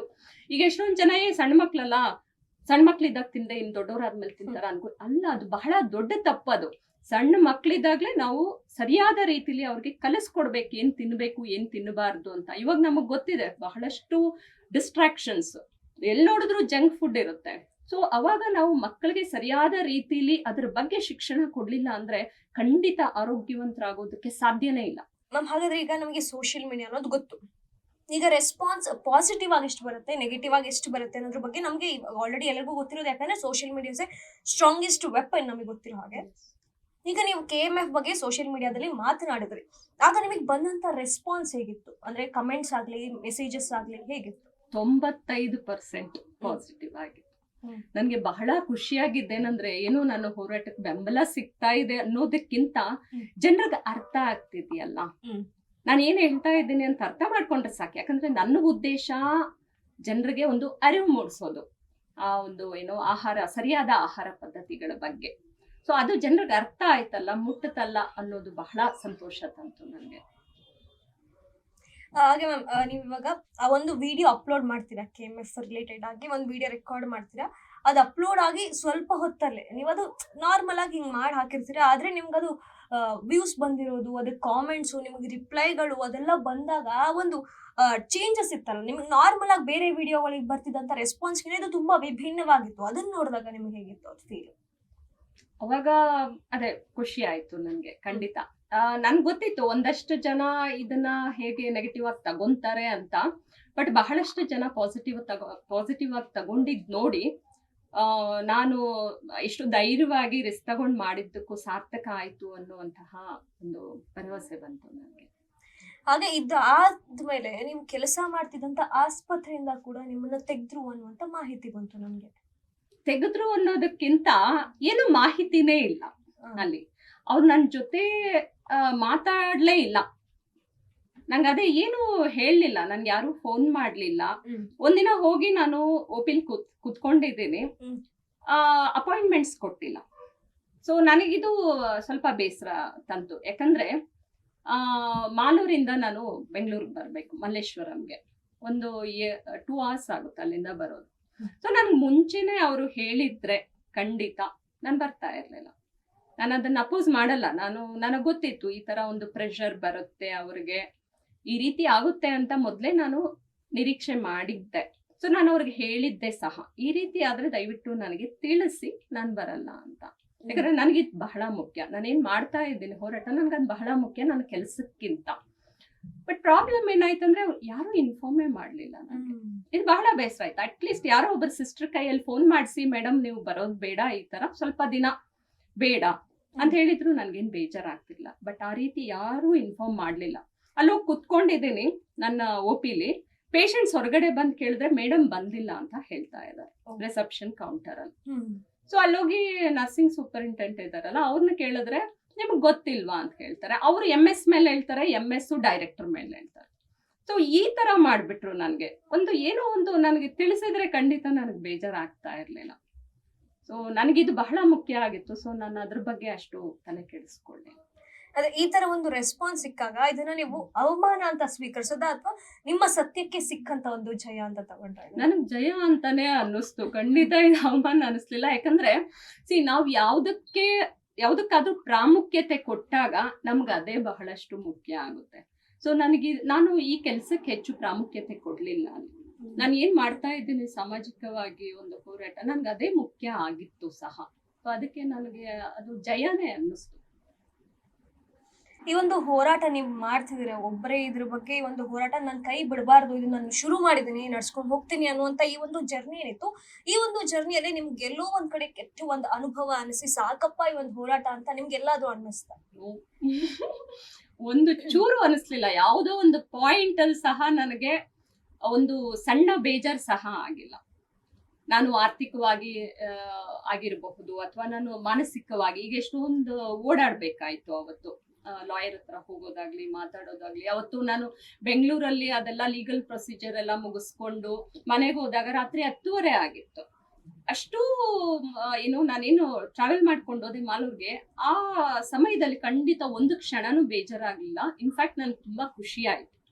ಸೊ ನಾನೊಂದು ಡಾಕ್ಟರ್ ಆಗಿದ್ದಕ್ಕೂ ಇವತ್ತು ಸಾರ್ಥಕ ಆಯ್ತು, ಏನೋ ಒಂದು ಕೆಲಸ ಮಾಡ್ತಿದ್ದೀನಿ ಅಂತ. ಸೊ ನನ್ ಖಂಡಿತ ಬೇಜಾರಾಗ್ಲಿಲ್ಲ ಅದರಿಂದ. ಯಾರಿಗಾಗಿ ಕಷ್ಟಪಡ್ತೇನೆ, ನಾನು ಸಮಾಜಕ್ಕೆ ನಾನು ಇಷ್ಟು ಮಾಡ್ಲೇಬೇಕು ಅನ್ನುವಂತಹ ಖುಷಿ ತಂತು ನನಗೆ. ಖಂಡಿತ ಒಂದು ಸೆಕೆಂಡ್ ಸಹ ನನಗೆ ಬೇಜಾರಾಗ್ಲಿಲ್ಲ ನಾನು ಏನಕ್ಕೆ ಈ ತರ ಮಾಡಿದ್ನು ಅಂತ. ಯಾಕಂದ್ರೆ ಇನ್ನೂ ಎಷ್ಟೊಂದು ಮಾಡೋದಿದೆ, ಇದೊಂದು ಸಣ್ಣ ವಿಚಾರ ಅಷ್ಟೇ ಅದ್ರಲ್ಲಿ ಅನ್ನಿಸ್ತು ನನಗೆ. ಹೌದು, ಖಂಡಿತವಾಗ್ಲೂ ಮನೆಯಲ್ಲಿ ಕುಟುಂಬದಲ್ಲಿ ನಾವು ಮಾಡುವಂತ ಕೆಲಸಗಳಿಗೆ ನಮ್ಮ ಹೋರಾಟಗಳು ಏನೇ ಇದ್ರು ಅದಕ್ಕೆ ಸಪೋರ್ಟ್ ಮಾಡ್ತಾರೆ, ಒಪ್ಕೊಳ್ತೀವಿ. ಆದ್ರೆ ನಾವು ಏನೋ ಕಷ್ಟದಲ್ಲಿ ಇದೀವಿ ಅಂತಂದ್ರೆ ಒಂದು ಕ್ಷಣ ಮನೆಯಲ್ಲಿ ಸಾಕು ಬಿಟ್ಬಿಡೋ, ಇದೆಲ್ಲ ನಿಮ್ಗೆ ಯಾಕೆ ಬೇಡ, ಏನೋ ಹೆಚ್ಚು ಕಮ್ಮಿ ಆಗ್ಬಿಟ್ರೆ ಯಾರಿದ್ದಾರೆ ಅನ್ನುವಂಥದ್ದು ಮನೇಲಿ ಬರುತ್ತೆ. ಯಾಕಂದ್ರೆ ಎಮೋಷನಲಿ ಕನೆಕ್ಟೆಡ್ ಇರ್ತಾರೆ. ಆ ರೀತಿಯಾಗಿ ನಿಮ್ಮ ಮನೇಲಿ ಹೇಗಿತ್ತು ಆಗ? ಸ್ವಲ್ಪ ದಿನ ಅನ್ಕೊಂಡ್ರು, ಆದ್ರೆ ಅವ್ರಿಗೂ ನನ್ ಮೇಲೆ ನಂಬಿಕೆ ಇದೆ. ಸೊ ಏನು ಅಂದ್ರೆ ಒಂದು ಸಮಾಜಕ್ಕಾಗಿ ಏನಾದ್ರೂ ಮಾಡ್ಬೇಕಾದ್ರೆ ಶುರುವಲ್ಲಿ ಅಡೆತಡೆಗಳು ಬರೋದು ಸಹಜ ಅಲ್ವಾ. ಕಷ್ಟ ಇದೆ, ಸಮಾಜ ಅಂತ ಇದ್ದೋದೇನ್ ಸುಲಭ ಅನ್ಕೊಂಡಿದ್ದೀರಾ. ಅದಕ್ಕೆ ಸ್ವಲ್ಪ ಏನೋ ಬೇಜಾರ್ ಮಾಡ್ಕೊಂಡ್ರು. ಆಮೇಲೆ ಖಂಡಿತ ಎಲ್ಲಾ ಸಪೋರ್ಟು ನನಗೆ ಸಿಕ್ತು ಮನೇಲಿ. ಈಗ ನೀವು ಇದೊಂದು ಆರಂಭ ಆಯ್ತು, ಒಂದ್ ವಿಡಿಯೋ ಮಾಡಿದ್ರಿ, ಅಪ್ಲೋಡ್ ಮಾಡಿದ್ರಿ, ಆಮೇಲೆ ಅದಾದ್ಮೇಲೆ ಹೇಗೆಲ್ಲ ಪ್ರೊಸೀಜರ್ ಅಂದ್ರೆ ನಿಮಗೆ ನೋಟಿಸ್ ಬರೋದಾಗ್ಲಿ, FIR ದಾಖಲಾಗ್ಲಿ ಹೇಗಿತ್ತು ಮ್ಯಾಮ್? ಹೇಗೆ ಆಯ್ತು, ಯಾವ್ದಾದ್ಮೇಲೆ ಏನು ಅನ್ನೋದ್ರ ಬಗ್ಗೆ ಸಂಪೂರ್ಣವಾಗಿ FIR ಮಾಡಿದ್ದಾರೆ. ಸೊ ನಾನು ಲಾಯರ್ನ ಕಾಂಟ್ಯಾಕ್ಟ್ ಮಾಡಿ ಆಂಟಿಸಿಪೇಟರಿ ಬೇಲ್ಗೆ ಅಪ್ಲೈ ಮಾಡಿದ್ದೀನಿ. ನಾಳೆ ಸಿಗೋದಿದೆ. ಅಂದ್ರೆ ಅದು ಆಗಿ ಎಷ್ಟು ದಿನಕ್ಕೆ ಇದೆಲ್ಲ ಆಯ್ತು? ಅಂದ್ರೆ ನೀವು ವಿಡಿಯೋ ಮಾಡಿ ಎಷ್ಟು ದಿನಕ್ಕೆ, ಹೇಗೆ ಡೈರೆಕ್ಟ್ಲಿ ಬಂತ, ಇಂಡೈರೆಕ್ಟ್ಲಿ ಬಂತ? ಒಂದು 3-4 ದಿನಕ್ಕೆ ಮಾಡಿದಾರೆ ಅನ್ಸುತ್ತೆ FIR. ನನ್ಗೆ ಸೀಕ್ವೆನ್ಸ್ ಕರೆಕ್ಟ್ ಆಗಿ ನೆನಪಿಲ್ಲ. ನಾನು ಹೆಚ್ಚು ಅದ್ರ ಮೇಲೆ ಗಮನ ಹರಿಸ್ಲಿಲ್ಲ. ಸೊ ನಾನು ಏನೋ ಆಸ್ ಯೂಶುವಲ್ ಪೇಷಂಟ್ಸ್ ನೋಡ್ಕೊಂಡಿದ್ದೆ, ಅಷ್ಟು ಗಮನ ಹರಿಸ್ಲಿಲ್ಲ. ಬಟ್ ಸೈಡ್ ಬೈ ಸೈಡ್ ನಾನು ಲೀಗಲಿ ನಾನು ಲಾಯರ್ನ ಕಾಂಟ್ಯಾಕ್ಟ್ ಮಾಡಿ ನಾನು ಸಹ ಬೇಲ್ಗೆ ಅಪ್ಲೈ. ಅಂದ್ರೆ ಫಸ್ಟ್ ನೋಟಿಸ್ ಏನಾದ್ರು ಕಳ್ಸಿದ್ರ ಅಥವಾ FIR ಆಯ್ತಾ? ನೋಟಿಸ್ ಕಳ್ಸಿದ್ರು. ಫಸ್ಟ್ ಜಸ್ಟ್ ಒಂದು ಪೊಲೀಸ್ ಕಂಪ್ಲೇಂಟ್ ಆಯ್ತು ಅಷ್ಟೇ, FIR ಆಗಿರ್ಲಿಲ್ಲ. ಆಮೇಲೆ ಒಂದು 2 ದಿನ ಬಿಟ್ಕೊಂಡೇನೋ FIR ಮಾಡಿದ್ದಾರೆ. ಅದು ನಡೀತಾ ಇದೆ. ನೀವು ಒಂದು ವಿಡಿಯೋ ಅಲ್ಲ ಮತ್ತೊಂದು ವಿಡಿಯೋ ಹಾಕಿದ್ರಿ? ಹೌದು. ಅದು ಆ ಗ್ಯಾಪ್ ಅಲ್ಲಿ ಯಾಕಂದ್ರೆ ಬಹಳಷ್ಟು ಜನಕ್ಕೆ ನಾನು ನಂದಿನಿ ಅಥವಾ KMF ನ ಮಾತ್ರ ಟಾರ್ಗೆಟ್ ಮಾಡ್ತಾ ಇದ್ದೀನಿ. ಯಾರೋ ಬೇರೆ ಒಂದು ಪ್ರೈವೇಟ್ ಕಂಪನೀಸ್ ಅವ್ರು ನನ್ಗೆ ದುಡ್ಡು ಕೊಟ್ಟು ಮಾಡಿಸ್ತಾ ಇದ್ದಾರೆ ಅನ್ನೋ ಒಂದು ಅಭಿಪ್ರಾಯ ಒಂದಷ್ಟು ಜನರಲ್ಲಿ ಬಂತು.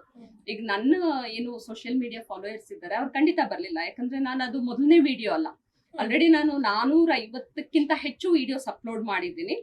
ಜಂಕ್ ಫುಡ್ ಅಲ್ಲದೆ ಬೇರೆ ಬೇರೆ ವಿಚಾರಗಳ ವಿರುದ್ಧ ಸಹ ನನಗೆ ಧ್ವನಿ ಎತ್ತಿದೆ. ಸೊ ಹಾಗಾಗಿ ನನ್ನ ಒಂದು ಅನುಯಾಯಿಗಳಿಗೆ, ಫಾಲೋಯರ್ಸ್ಗೆ ಅದು ಒಂದು ನಂಬಿಕೆ ಇತ್ತು, ನಾನು ಮಾಡ್ತಾ ಇರೋದು ಸರಿಯಾಗಿದೆ ಅಂತ. ಬಟ್ ಬೇರೆಯವ್ರು ಯಾರಿಗ ಪರಿಚಯ ಇಲ್ಲ ನಾನು, ಅವ್ರಿಗೆ ಈ ತರ ಒಂದು ಊಹಾಪೋಹಗಳಿತ್ತು. ಸೊ ಅದನ್ನ ನಾನು ಅದ್ರ ಬಗ್ಗೆ ಕ್ಲಾರಿಟಿ ಕೊಡೋದಕ್ಕೋಸ್ಕರ ಇನ್ನೊಂದು ವಿಡಿಯೋ ಮಾಡಿದೆ. KMF ಪ್ರಾಡಕ್ಟ್ಸ್ ಅಷ್ಟೇ ಅಲ್ಲ, ಯಾವುದೇ ಪ್ರಾಡಕ್ಟ್ ತಗೊಳ್ಳಿ, ಅಮೂಲ್ ತಗೊಳ್ಳಿ, ನೆಸ್ಲೆ ತಗೊಳ್ಳಿ, ಯಾವುದೇ ಕಂಪನಿದಾಗಿರ್ಲಿ, ಈ ರೀತಿಯ ಕೆಮಿಕಲ್ಸ್ ಇರೋದು ಒಳ್ಳೇದಲ್ಲ. ಯಾಕಂದ್ರೆ ನಾನ್ ಮಾತಾಡ್ತಾ ಇರೋದೇ ಕೆಮಿಕಲ್ಸ್ ಬಗ್ಗೆ. ನಾವು ತಿನ್ನುವಂತ ಆಹಾರ ಎಷ್ಟು ನ್ಯಾಚುರಲ್ ಆಗಿರ್ಬೇಕು ಅಷ್ಟು ನ್ಯಾಚುರಲ್ ಆಗಿರ್ಬೇಕು ಅಂತ ಹೇಳ್ತಾ ಇರೋದು. ಯಾವುದೇ ಕಂಪನಿ ಪ್ರಾಡಕ್ಟ್ ಆದ್ರೂ ಅವಾಯ್ಡ್ ಮಾಡಿ. ಸೊ ಹೀಗೆ KMF ಮಾತ್ರ ನಾನು ಟಾರ್ಗೆಟ್ ಮಾಡೋಕ್ಕಾಗುತ್ತೆ ಅಂತ. ಈಗ ಅವರು ವಾದ ಮಾಡುವ ಪ್ರಕಾರ ಫಸ್ಟ್ ಇದು FSSAI ಅಪ್ರೂವಲ್ ಇದೆ ನಮ್ಗೆ, ನಾವು ಇದಕ್ಕೆ ನಾವು ಸೇಫ್ ಇದೀವಿ, ಇದನ್ನ ಕನ್ಸ್ಯೂಮ್ ಮಾಡೋದಕ್ಕೆ ಏನೂ ಪ್ರಾಬ್ಲಮ್ ಇಲ್ಲ ಅನ್ನೋ ರೀತಿಯಲ್ಲಿ ಅವರು ವಾದ ಮಾಡಿದ್ರು. ಅವ್ರು ನೋಟಿಸ್ ಅಲ್ಲೆಲ್ಲ ಮೆನ್ಷನ್ ಮಾಡಿದ್ದಾರೆ. ಹಾಗೆ ಜನರಿಗೆಲ್ಲ ಅವರೇ ಹೇಳ್ತಿರೋದು ಅಂದ್ರೆ ನಮ್ದು ಪ್ರಾಡಕ್ಟ್ ಸೇಫ್ ಇದೆ, ನೀವೆಲ್ಲ ಕನ್ಸ್ಯೂಮ್ ಮಾಡ್ಬೋದು ಅಂತೆಲ್ಲ ಮೆನ್ಷನ್ ಮಾಡಿರೋದು ಅಂತ ಒಂದು ನೋಟಿಸ್ ಅನ್ನ ನಾವು ನೋಡಿದ್ವಿ. ಅದು ನೀವು ಕೂಡ ಹೇಳಿದ್ರಿ. ಅದ್ರ ಬಗ್ಗೆ ಹೇಳೋದಾದ್ರೆ ಅದು ಎದುರಿದೆ ಅಂತ ಹೇಳಿ. ಈಗ FSSAI ಅಪ್ರೂವಲ್ ಬಗ್ಗೆ ನಮ್ಗೆಲ್ಲ ಚೆನ್ನಾಗಿ ಗೊತ್ತೇ ಇದೆ. ಅವ್ರು ಏನ್ ಪ್ರಾಡಕ್ಟ್ಸ್ ಮಾಡ್ತಾ ಇದ್ದೀರಾ, ಯಾವ ರೀತಿ ಇದೆ ಅಂತೆಲ್ಲ ಬಂದು ನೋಡೋದಿಲ್ಲ. ನಾವು ಅಪ್ಲೈ ಮಾಡಿದ್ರೆ ಸಾಕು, ಸಿಗುತ್ತೆ. ಒಂದ್ ಸಣ್ಣ ಅಂಗಡಿಯವರಿಗೂ ಗೊತ್ತಿರುತ್ತೆ. ಏನಾದ್ರು ಒಂದು ಫುಡ್ ಪ್ರಾಡಕ್ಟ್ಸ್ ಮಾಡೋರು, ಒಂದು ಸಣ್ಣ ಪುಟ್ಟ ಅಂಗಡಿಗಳವ್ರು ಸಹ ಅಪ್ಲೈ ಮಾಡ್ತಾರೆ, ದುಡ್ಡು ಕೊಟ್ರೆ ಕೊಟ್ಟು ಬಿಡ್ತಾರೆ. ಸೊ ನಾವು FSSAI ಅಪ್ರೂವಲ್ ನ 100% ಸೇಫ್ ಅಂತ ಪರಿಗಣಿಸೋಕ್ ಆಗಲ್ಲ ಅದನ್ನ. ನಾನು ಅದಕ್ಕೆ FSSAI ಬಗ್ಗೆ ಬಹಳಷ್ಟು ಮಾತಾಡಿದ್ದೀನಿ. ಹೇಗೆ ಅಪ್ರೂವಲ್ಸ್ ಕೊಡ್ತೀರಾ? ಇನ್ನು ಎಷ್ಟೊಂದು, ಈಗ ನೋಡಿ ಕೂಲ್ ಡ್ರಿಂಕ್ಸ್ ಬಗ್ಗೆನೂ ಮಾತಾಡಿದ್ದೀನಿ, ಸ್ಟಿಂಗ್ ಬಗ್ಗೆನೂ ಸಹ ವಿಡಿಯೋ ಮಾಡಾಕಿದ್ದೀನಿ. ಯಾಕಂದ್ರೆ ಎಲ್ಲಾ ಕೂಲ್ ಡ್ರಿಂಕ್ಸ್ ಹೇಗೆ ಅದೇ ಕೆಮಿಕಲ್ಸ್, ಅದೇ ಕಲರ್, ಅದೇ ಪ್ರಿಸರ್ವೇಟಿವ್, ಅದೇ ಕಂಟೆಂಟ್ಸ್ ಇರುತ್ತೆ ಅಲ್ವಾ. ಬಟ್ ಸ್ಟಿಂಗ್ ಅನ್ನು ಜಾಸ್ತಿ ಕುಡಿತಿದ್ದಾರೆ. ಮೇ ಬಿ ಆ ಕಲರ್ ಅಟ್ರಾಕ್ಟಿವ್ ಇಲ್ಲ, ಫ್ಲೇವರ್ ನನಗ್ ಗೊತ್ತಿಲ್ಲ. ಮಕ್ಕಳು ಬಹಳಷ್ಟು ಜನ ಕುಡಿತಿದ್ದಾರೆ. ಕ್ಯಾನ್ಸರ್ ಬಂದಿರೋದನ್ನ ನೋಡಿದ್ದೀನಿ. ಹೇಳ್ತಾರೆ ನನಗೆ ಪೇಷಂಟ್ಸ್ ಬಂದು, ಕಿಡ್ನಿ ಫೇಲ್ಯೂರ್ ಆಗಿರೋದು ನೋಡಿದೀವಿ. ಇವೆಲ್ಲ ನಮ್ಗೆಲ್ಲರಿಗೂ ಗೊತ್ತಿದೆ. ಆದ್ರೂ ಯಾಕೆ ನಾವ್ ಯಾರು ಧ್ವನಿ ಎತ್ತುತ್ತಾ ಇಲ್ಲ? ಸೊ ಇನ್ನೊಂದಷ್ಟು ವರ್ಷಗಳಲ್ಲಿ ಏನಾಗುತ್ತೆ ನಮ್ಮ ಯುವ ಜನತೆ? ಇವಾಗ್ಲೇ ಯಾರು ಆರೋಗ್ಯವಾಗಿಲ್ಲ. ಹೌದು. ಒಂದಲ್ಲ ಒಂದ್ ರೀತಿಲಿ ಕಾಯಿಲೆಗಳು. ಮುಂಚೆ ಹೀಗಿತ್ತಾ? ಇಲ್ಲ. ಯಾವುದೇ ಒಂದು ಟೆಕ್ನಾಲಜಿ, ಸೂಪರ್ ಸ್ಪೆಷಾಲಿಟಿ ಹಾಸ್ಪಿಟಲ್ಸ್ ಯಾವ ಇಲ್ಲದೆ ಇದ್ದಾಗ ನಾವೆಲ್ಲ ಆರೋಗ್ಯವಾಗಿರ್ಲಿಲ್ವಾ? ನಾನಂತೂ ಡಾಕ್ಟರ್ ಮುಖನೇ ನೋಡಿಲ್ಲ ಚಿಕ್ಕವಳಿದ್ದಾಗ, ಒಂದು ಮೆಡಿಸಿನ್ ತಗೊಂಡಿಲ್ಲ. ಹಾಗೆ ಬೆಳೆದವ್ರು ನಾವೆಲ್ಲ. ಇವಾಗ ಏನಾಗ್ತಾ ಇದೆ, ನಾವೆಲ್ಲ ಎಜುಕೇಟೆಡ್ಸ್, ನಾವೆಲ್ಲ ಡಾಕ್ಟರ್ಸ್, ನಮ್ಮ ಮಕ್ಕಳ ಆರೋಗ್ಯನೇ ಸರಿ ಇಲ್ಲ. ಯಾಕಂದ್ರೆ ಈ ರೀತಿ ಆಗ್ತಾ ಇದೆ ಸಮಾಜ. ಸೊ ಹಾಗಾಗಿ ನಾನು ಯಾವುದೇ ಒಂದು ಕೆಮಿಕಲ್ ಇರೋದನ್ನ ಹೇಗೆ ಅಪ್ರೂವ್ ಮಾಡ್ತೀರಾ ಅಂತ FSSAIಗೆ ನಾನು ಕ್ವಶನ್ ಮಾಡ್ತೀನಿ. ಇಷ್ಟು ಕೆಮಿಕಲ್ಸ್ ಇರೋದಕ್ಕೆ ಅಪ್ರೂವಲ್ ಕೊಡಬಾರ್ದು ಆಕ್ಚುಲಿ, ಬಟ್ ಆಗ್ತಾ ಇದೆ. ಯಾಕಂದ್ರೆ ಯಾರು ನೋಟಿಸ್ ಮಾಡ್ತಿಲ್ಲ ಅನ್ನೋ ಭರವಸೆ ಅವ್ರಿಗೆ.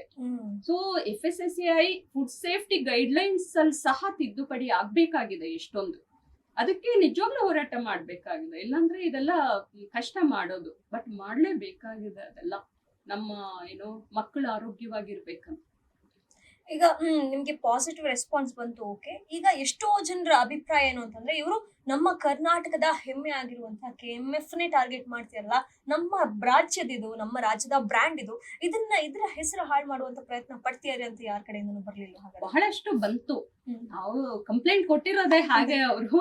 ಬಟ್ ನಾನು ಏನು ಹೇಳಿಕೆ ಕೊಟ್ಟಿದ್ದೀನಿ, ನನ್ನ ವಿಡಿಯೋದಲ್ಲಿ ಏನ್ ಹೇಳಿದ್ದೀನಿ ಅದು ಬಹಳ ಸ್ಪಷ್ಟವಾಗಿದೆ. ನಾನು ಅವರು ಕೊಡ್ತಾ ಇರೋ ಹಾಲು, ತುಪ್ಪ, ಮೊಸರು, ಬೆಣ್ಣೆ ಬಗ್ಗೆ ಎಲ್ಲ ಮಾತಾಡಿರೋದು. ನಾನು ಮಾತಾಡಿರೋದು 3 ತುಂಬಾ ಕೆಮಿಕಲ್ಸ್ ಇರುವಂತಹ ಒಂದಷ್ಟು ಪ್ರಾಡಕ್ಟ್ಸ್ ಬಗ್ಗೆ ಅಷ್ಟೇ. ಡಾಕ್ಟರ್ ಆಗಿ ನಾನು ಅದನ್ನ ಖಂಡಿತ ಅಡ್ವೈಸ್ ಮಾಡಲ್ಲ ಮಕ್ಕಳಿಗೆ ತಗೊಳ್ಳಿ ಅಂತ. ಆದ್ರೆ KMF ಯಾಕಲ್ಲಿ ನೋಟಿಸ್ ಮಾಡಿದೆ, ಹೇಳ್ದೆ ಅದ್ರ ಬಗ್ಗೆನೆ ಅಂದ್ರೆ, ಸರ್ಕಾರದ ಕಂಪನಿ ನೋಡಿ. ನಾವು ಬೇರೆಯವ್ರ ಬಗ್ಗೆ ಮಾತಾಡೋಕ್ ಮುಂಚೆ ನಮ್ಮನ್ನ ನಾವು ಫಸ್ಟ್ ತಿದ್ದುಕೋಬೇಕು. ಈಗ ನಾವು ಬೇರೆ ಕಂಪನಿಗಳ ವಿರುದ್ಧ ನಾವು ಧ್ವನಿ ಎತ್ತುತ್ತೀವಿ, ಈ ತರ ಐಸ್ ಕ್ರೀಮ್ಸ್ ಇವೆಲ್ಲ ಕೆಮಿಕಲ್ಸ್ ಇರೋದ್ ತರ್ತವೆ ಅಂತ. ಈಗ ಸರ್ಕಾರದ ಕಂಪನಿನೇ ತಂದ್ರೆ ಹೇಗೆ ಸರ್ಕಾರ ಬೇರೆ ಕಂಪನೀಸ್ ಮೇಲೆ ಆಕ್ಷನ್ ತಗೊಳಕಾಗುತ್ತೆ ಅಂತ? ಅದ್ ಆಕ್ಚುಲಿ ಆಗ್ಬೇಕು. ಸರ್ಕಾರ ಯಾರಾದ್ರೂ ಇವಾಗ ಮಕ್ಕಳ ಆರೋಗ್ಯದ ಬಗ್ಗೆ ಏನು ಇಷ್ಟೆಲ್ಲಾ ಆರೋಗ್ಯ ಕೆಡ್ತಾ ಇದೆ, ಜಂಕ್ ಫುಡ್ ಮಾರ್ಕೆಟ್ ಬಂದಿದೆ, ಎಷ್ಟೊಂದು ಟಾಕ್ಸಿಕ್ ಪ್ರಾಡಕ್ಟ್ಸ್ ಎಲ್ಲ, ಅದ್ರ ಬಗ್ಗೆ ಏನು ಕ್ರಮ ತಗೊಂತಾ ಇದೆ? ಯಾವ ಸರ್ಕಾರ ತಗೊಂತಾ ಇದೆ? ನನ್ಗೆ ಇದ್ರ ಬಗ್ಗೆ ಬಹಳ ಬೇಜಾರಿದೆ. ಸರ್ಕಾರ ಅದ್ರ ಬಗ್ಗೆ ಖಂಡಿತ ಕ್ರಮ ತಗೊಳ್ಳೇಬೇಕು. ಯಾವ್ದ್ಯಾವ್ದೋ ಪ್ರಾಡಕ್ಟ್ ಮಾರ್ಕೆಟ್ ಬರೋಕ್ ಬಿಡಬಾರ್ದು. ಬೇರೆ ದೇಶಗಳಲ್ಲೆಲ್ಲ ಇದೆ, ಈ ರೀತಿ ಕಾನೂನುಗಳಿದೆ. ಎಷ್ಟೊಂದು ಕೆಮಿಕಲ್ಸ್ ಇರೋದಕ್ಕೆಲ್ಲ ಅಪ್ರೂವಲ್ ಕೊಡೋದಿಲ್ಲ. ಆದ್ರೆ ನಮ್ಮ ದೇಶದಲ್ಲಿ ಯಾಕಿಲ್ಲ? ತರಬೇಕದು. ಈಗ ನೋಡಿ, ಆರೋಗ್ಯ ಅನ್ನೋದು ನಾನಾ ಸಮಸ್ಯೆಗಳಿರುತ್ತೆ. ಸರ್ಕಾರಕ್ಕಾಗ್ಲಿ ರಾಜಕೀಯ ವ್ಯಕ್ತಿಗಳಿಗಾಗ್ಲಿ ಇರುತ್ತೆ. ಆದ್ರೆ ಆರೋಗ್ಯಕ್ಕೆ ಮೊದಲ ಆದ್ಯತೆ ಕೊಡ್ಲೇಬೇಕು. ಆರೋಗ್ಯ ಇದ್ರೇನೆ ಅಲ್ವಾ ಉಳಿದಿದ್ದೆಲ್ಲ. ಆರೋಗ್ಯನೇ ಇಲ್ಲ ಅಂದ್ರೆ ಮತ್ ಏನಿದೆ? ಸೊ ಅದಕ್ಕಾಗಿ ಇದನ್ನ ಮಾಡ್ಲೇಬೇಕಾಗಿದೆ. ಆರೋಗ್ಯ ಕೆಡ್ತಾ ಇರೋದನ್ನ ಎಮರ್ಜೆನ್ಸಿ ಅಂತ ಕನ್ಸಿಡರ್ ಮಾಡಿ ಇದನ್ನ ಮಾಡ್ಬೇಕಾಗಿದೆ ಇವತ್ತು ಸರ್ಕಾರಗಳು. ಈಗ ಈ ಒಂದು ಜರ್ನಿಯಲ್ಲಿ ಎಲ್ಲಾ ರೀತಿಯಾಗೂ ನೋಡಿದ್ರಿ, ಸಪೋರ್ಟ್ ನೋಡಿದ್ರಿ, ಅದೇ ರೀತಿಯಾಗಿ ನಿಮ್ಮ ವಿರುದ್ಧವಾಗಿ ಮಾತನಾಡಿದ್ದನ್ನ ನೋಡಿದ್ರಿ, FIR ಆಗಿರೋದನ್ನ ನೋಡಿದ್ರಿ. ಇಷ್ಟೆಲ್ಲಾ ನೋಡಿದ್ಮೇಲೂ ನೀವು ಸತ್ಯ ಹೇಳೋದನ್ನ ಮುಂದುವರಿಸ್ತೀರಾ ಅಥವಾ ಇಲ್ಲಿಗೆ ಸ್ಟಾಪ್ ಮಾಡ್ತೀರಾ? ಇನ್ನು ತುಂಬಾ ತುಂಬಾ ತುಂಬಾ ಮುಂದುವರಿಸಬೇಕಾಗಿದೆ. ಸ್ಟಾಪ್ ಮಾಡೋಕ್ ನಾನು ಸ್ಟಾರ್ಟೇ ಮಾಡ್ಲಿಲ್ಲ. ಸೊ ಇದೆಲ್ಲ ನಿರೀಕ್ಷಿಸೇ ಮಾಡಿದ್ದು. ಆಕ್ಚುಲಿ ಇದು ತುಂಬಾ ಸಣ್ಣ ಕೆಲಸ ನಾನು ಮಾಡಿರೋದು ಅನ್ನಿಸ್ತು. ಇನ್ನು ತುಂಬಾ ತುಂಬಾ ಮಾಡೋದಿದೆ. ನಾನೊಬ್ಳೇ ಅಲ್ಲ, ನನಗೆ ನಿಮ್ಮಂತಹ ಮಾಧ್ಯಮಗಳು ಸಹಾಯ ಬೇಕಾಗಿದೆ. ಯಾಕಂದ್ರೆ ನಾನೊಬ್ಳೆ ಏನ್ ಮಾಡೋಕ್ಕಾಗುತ್ತೆ ಅಲ್ವಾ? ಈ ಮಾಧ್ಯಮಗಳಿಗೆ ಬಹಳಷ್ಟು ಪವರ್ ಇರುತ್ತೆ ಒಂದು ಸಮಾಜನ ತಿದ್ದುವಂತಹ ನಿಟ್ಟಿನಲ್ಲಿ. ಅವರು ಸರಿಯಾಗಿ ಜವಾಬ್ದಾರಿಯಿಂದ ಏನು ಸಮಸ್ಯೆಗಳಿದೆ, ನಿಜವಾದ ಸಮಸ್ಯೆಗಳು, ಯಾರೋ ಒಬ್ಬರು ಸೆಲೆಬ್ರಿಟಿ ಪರ್ಸನಲ್ ಲೈಫ್ ಬಗ್ಗೆ ಹೆಚ್ಚು ಮಾತಾಡೋದಕ್ಕಿಂತ ಈ ತರಹದ ನಿಜವಾದ ಸಮಸ್ಯೆಗಳನ್ನ ತಂದು ಅದನ್ನ ತೋರಿಸಿ ಅದಕ್ಕೆ ಕ್ರಮ ಸರ್ಕಾರದ ಕಡೆಯಿಂದ ಆಗೋ ತರ ಮಾಡುವಷ್ಟು ಶಕ್ತಿ ಮಾಧ್ಯಮಗಳಿಗೆ ಹೆಚ್ಚಿರುತ್ತೆ. ಆ ಜವಾಬ್ದಾರಿಯಿಂದ ಮಾಧ್ಯಮಗಳು ಸಹ ನನಗೆ ಸಹಕರಿಸಬೇಕು ಅಂತ ನಾನು ಕೇಳ್ಕೊಂತೀನಿ. ಈಗ ನಿಮ್ಮ ಈ ಒಂದು ಜರ್ನಿ ಏನಿತ್ತು, ಇದರಲ್ಲಿ ಹೌದು ಬೇರೆ ಕಡೆಯಿಂದ ವೀಕ್ಷಕರಿಂದ ನಿಮಗೆ ಸಪೋರ್ಟ್ ಸಿಕ್ತು, ಆದ್ರೆ ನಿಮಗೆ ಜೊತೆಗೆ ನಿಂತವ್ರು ಯಾರು, ನಿಮ್ಗೆ ಸಪೋರ್ಟಿಂಗ್ ನಿಂತವ್ರು ಯಾರು ಇಷ್ಟೆಲ್ಲ ಆಗುವಾಗ? ಖಂಡಿತ ಸೋಷಿಯಲ್ ಮೀಡಿಯಾದಿಂದ ನಂಗೆ ಬಹಳಷ್ಟು ಸಪೋರ್ಟ್ ಬಂದಿದ್ದು. ಅವ್ರು ಜಸ್ಟ್ ಕಮೆಂಟ್ಸ್ ಅಲ್ಲಿ ಮಾತ್ರ ನನ್ಗೊಂದು ಎಮೋಷನಲ್ ಸ್ಟ್ರೆಂತ್ ಕೊಡ್ಲಿಲ್ಲ. ಖಂಡಿತ ಹತ್ರ ನನಗೆ ನನ್ನ ನಂಬರ್ನ ಕಲೆಕ್ಟ್ ಮಾಡಿ ಹೇಗೋ ಗೊತ್ತಿರೋರ ಹತ್ರ ನನಗೆ ಫೋನ್ ಮಾಡಿ ಎಷ್ಟೊಂದು ಜನ ಲೀಗಲ್ ಏಡ್ ಕೊಟ್ರು. ನನಗೆ ಎಷ್ಟೊಂದು ಇದ್ರ ಬಗ್ಗೆ ಎಲ್ಲ ರಿಸರ್ಚ್ ಮಾಡಿ ಅದ್ರ ಬಗ್ಗೆ ಹೆಚ್ಚು ಮಾಹಿತಿನ ನನಗೆ ಒದಗಿಸ್ಕೊಟ್ರು. ನನ್ನ ಪರವಾಗಿ ಎಷ್ಟೊಂದ್ ಜನ ವಿಡಿಯೋಸ್ ಮಾಡಿದ್ರು ಈ ರೀತಿ ಅಂತ. ನನಗೂ ಅದನ್ನ ಸರಿಯಾದ ರೀತಿಲಿ ಎಕ್ಸ್ಪ್ಲೈನ್ ಮಾಡೋಕ್ ಆಗದೆ ಇರುವಷ್ಟು ಚೆನ್ನಾಗಿ ಅವರು ಮಾಡಿದ್ರು. ಸೊ ಹೀಗಾಗಿ ನನಗೆ ಅದ್ಭುತವಾಗಿ ಒಂದು ಸಾಮಾಜಿಕ ಜಾಲತಾಣಗಳಲ್ಲಿ ಸಪೋರ್ಟ್ ಹೆಚ್ಚು ಸಿಕ್ತು. ಅಪಾರ್ಟ್ ಫ್ರಮ್ ಸೋಷಿಯಲ್ ಮೀಡಿಯಾ ಹೊರತುಪಡಿಸಿ ನಿಮ್ಗೆ ಬೇರೆ ರೀತಿಯಾಗಿ ಸಪೋರ್ಟ್ ಸಿಕ್ತು ಅಂತ ನಿಮ್ಗೆ ಸಪೋರ್ಟ್ ಮಾಡಿದ್ಯಾ? ಖಂಡಿತ ಮನೆಯವರ ಸಪೋರ್ಟ್ ಎಷ್ಟೊಂದಿತ್ತು, ಸಿಕ್ಕಿದೆ ಮನೆಯವ್ರದ್ದು ಸಹ. ಈಗ ಥ್ರೆಟ್ಸ್ ಏನಾದ್ರು ನಿಮ್ಗೆ? ಖಂಡಿತ ಇಲ್ಲ, ಯಾರ ಕಡೆಯಿಂದ ಆತರ ಏನೂ ಇಲ್ಲ. ಯಾರು ಇದ್ರ ಬಗ್ಗೆ ಏನು ಆಫರ್ಸ್ ಅಂತ ಏನಾದ್ರು ಇಲ್ಲ, ಖಂಡಿತ ಆತರ ಏನೂ ಇಲ್ಲ. ಇಲ್ಲ. ಈಗ ಡಾಕ್ಟರ್ಗಳು ಅಂತಂದ್ರೆ ಸತ್ಯ ಹೇಳ್ಬೇಕು, ಏನೇ ಇದ್ರು ಓಪನ್ ಆಗಿ ಮಾತನಾಡಬೇಕು ಅಂತ ಹೇಳ್ತಾರೆ. ಆದ್ರೆ ನೀವು ಡಾಕ್ಟರ್ ಆಗಿ ಒಂದು ಸತ್ಯವನ್ನ ಹೇಳೋಕ್ ಹೊರಟ್ರಿ, ಆ ಒಂದು ಸತ್ಯದಿಂದ ಅದು ಹೇಗೋ ಆಗಿ ಕೊನೆಗೆ ಕೇಸ್ ಆಗಿ ವಜಾ ಆಗಿ ಇಷ್ಟೆಲ್ಲ ಸಮಸ್ಯೆ ಆಯ್ತು. ಇದೆಲ್ಲ ಮಾಡುವಾಗ ನಿಮಗೆ ಮಾನಸಿಕವಾಗಿ ನೈತಿಕವಾಗಿ ನಿಮ್ಗೆ ಯಾವ ರೀತಿಯಾಗಿ ಒತ್ತಡ, ಪ್ರೆಷರ್ ಹೇಗಿತ್ತು? ಮಾನಸಿಕವಾಗಿ ನಾನು ಕುಗ್ಲೇ ಇಲ್ಲ, ಒಂದು ಚೂರು ಒತ್ತಡನೂ ಆಗ್ಲಿಲ್ಲ. ಹ್ಮ್. ಯಾಕಂದ್ರೆ ಇದು ನನ್ನ ಗುರಿ. ಆರೋಗ್ಯಕರವಾದ ಸಮಾಜನ ಸೃಷ್ಟಿ ಮಾಡೋದೇ ನನ್ನ ಗುರಿ. ಸೊ ಹಾಗಾಗಿ ಇದು ನನಗೇನು ಒತ್ತಡನೇ ತರಲಿಲ್ಲ. ಮೊದಲಿಂದ ಹೇಗಿದ್ನೋ ಹಾಗೆ ಮಾಡ್ಕೊಂಡು ಹೋಗ್ತಾ ಇದ್ದೆ. ನಾನು ಹೇಳದ್ನಲ್ಲ, ಇನ್ನೂ ಹೆಚ್ಚು ಮಾಡೋದಿದೆ. ಇದೊಂದು ಮೊದಲನೇ ಸ್ಟೆಪ್ ಅಷ್ಟೇ. ಸೊ ಅದರಿಂದ ನನಗೇನು ಒತ್ತಡ ಸ್ವಲ್ಪನೂ ಆಗಲಿಲ್ಲ. ಖುಷಿ ಆಯ್ತು. ಇನ್ನೂ ಎಷ್ಟೊಂದು ಸ್ಟ್ರೆಂತ್ ಸಿಕ್ತು ಆಕ್ಚುಲಿ. ಓಕೆ, ಜನರು ಹೀಗೆ ತಗೊಂತಾರೆ, ಜನರ ಒಂದು ಬೆಂಬಲ ನನಗಿದೆ ಅಂತ ಗೊತ್ತಾದಾಗ ಇನ್ನೂ ನಾನು ಇದ್ರ ಬಗ್ಗೆ ಹೆಚ್ಚು ಮಾಡಬಹುದು ಜನರ ಸಹಾಯದಿಂದ ಅಂತ ಅನ್ನಿಸ್ತು.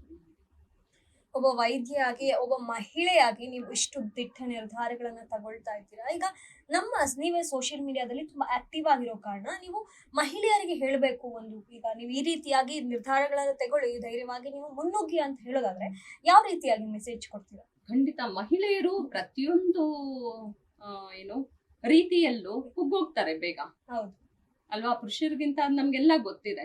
ಆದ್ರೆ ಆ ತರ ಆಗಬಾರ್ದು. ಒಂದು ಕಾನ್ಫಿಡೆಂಟ್ ಆಗಿ ಇರ್ಬೇಕು.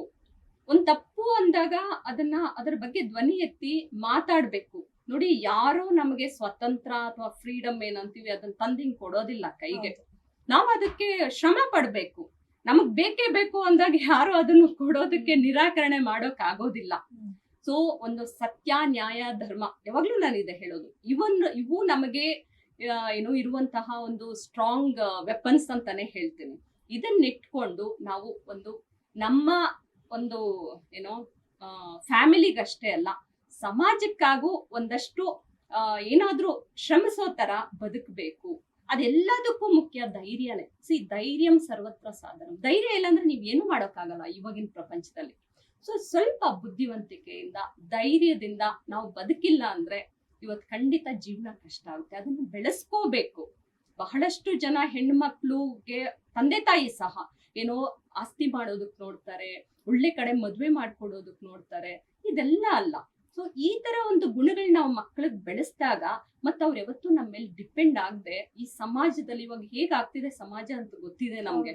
ಸೊ ಈ ತರ ಒಂದು ಕ್ವಾಲಿಟೀಸ್ ಮಕ್ಕಳಿಗೆ ಬೆಳೆಸಿದಾಗ, ಸಣ್ಣ ಮಕ್ಕಳಿಂದಾನೆ ಖಂಡಿತ ಧೈರ್ಯವಾಗಿ ನಾವು ಸಮಾಜದಲ್ಲಿ ಆರಾಮಾಗಿ ಬದುಕಬಹುದು, ಯಾವುದೇ ತೊಂದರೆ ಇಲ್ಲದೆ, ಯಾವ ಪರಿಸ್ಥಿತಿ ಇಲ್ಲ ಅದು. ಈಗ ನೀವು ಇವಾಗ ಎಷ್ಟೋ ಜನರಿಗೆ ನೀವು ಈ ರೀತಿಯಾಗಿ ಧ್ವನಿ ಎತ್ತಿ ಸಮಾಜದಲ್ಲಿ ಮಾತನಾಡಿ ಕೆಲವೊಂದಿಷ್ಟು ಜನರು ನಿಮ್ಗೆ ತುಂಬಾ ಶ್ಲಾಘನೆಯನ್ನ ಕೊಡ್ತಿದ್ದಾರೆ. ನೀವು ಕೆಲವೊಂದಿಷ್ಟು ಎಲ್ಲಾ ಹೆಣ್ಣು ಮಕ್ಳಿಗೂ ಒಂದು ಇನ್ಸ್ಪಿರೇಷನ್ ಅಂತ ಹೇಳಿದ್ರು ತಪ್ಪಾಗಲ್ಲ. ಹಾಗೆ ನಿಮಗೆ ಒಬ್ಬರು ಇನ್ಸ್ಪಿರೇಷನ್, ಇವರನ್ನ ನೋಡಿ ನಾನು ಇನ್ಸ್ಪೈರ್ ಆಗಿದ್ದೀನಿ ಅಂತ ಹೇಳ್ಬೇಕು ಅಂತಂದ್ರೆ? ನನಗೆ ಯಾವಾಗ್ಲೂ ಇನ್ಸ್ಪಿರೇಷನ್ ಅಂದ್ರೆ ನಮ್ಮ ಸ್ವತಂತ್ರ ಹೋರಾಟಗಾರರು, ನಮ್ಮ ಸೈನಿಕರು.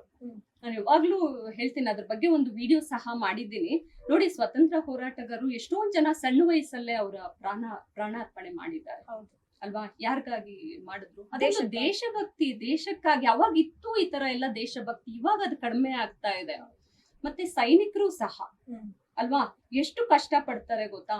ನನಗೆ ಅಷ್ಟು ಅಂದ್ರೆ ನೇರವಾಗಿ ನಾನು ನೋಡಿರ್ಲಿಲ್ಲ. ರೀಸೆಂಟ್ ಆಗಿ ಒಂದು 2 ತಿಂಗಳಿಂದ ಅನ್ಸುತ್ತೆ, ನಾವು ಟ್ರಿಪ್ ಹೋಗಿದ್ವಿ ಒಂದು ನಾರ್ತ್ ಈಸ್ಟ್ ಇಂಡಿಯಾಗೆ.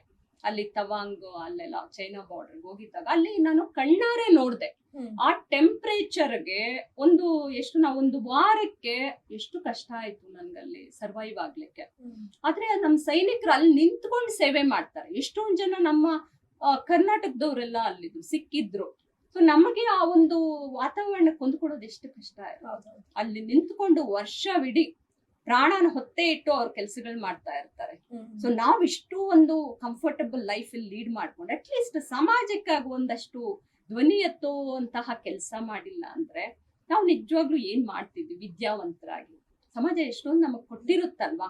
ಸೊ ನಾವು ಇದನ್ನ ಮಾಡ್ಲೇಬೇಕು ಅಂತ ಅನಿಸ್ತು. ಅಂದ್ರೆ ಅವರ ತ್ಯಾಗದ ಮುಂದೆ ನಮ್ದು ಏನೇನು ಅಲ್ಲ ಅನ್ನಿಸ್ತು. ದೊಡ್ಡ ತ್ಯಾಗ ಅಲ್ವಾ. ಮಕ್ಕಳು, ಅವ್ರ ಗಂಡ, ಅವ್ರ ಹೆಂಡತಿ, ಮಕ್ಕಳು, ತಂದೆ ತಾಯಿ ಎಲ್ಲಾನು ಬಿಟ್ಟು ಹೋಗಿರ್ತಾರಲ್ವಾ ನಮ್ಮ ಸೈನಿಕರು.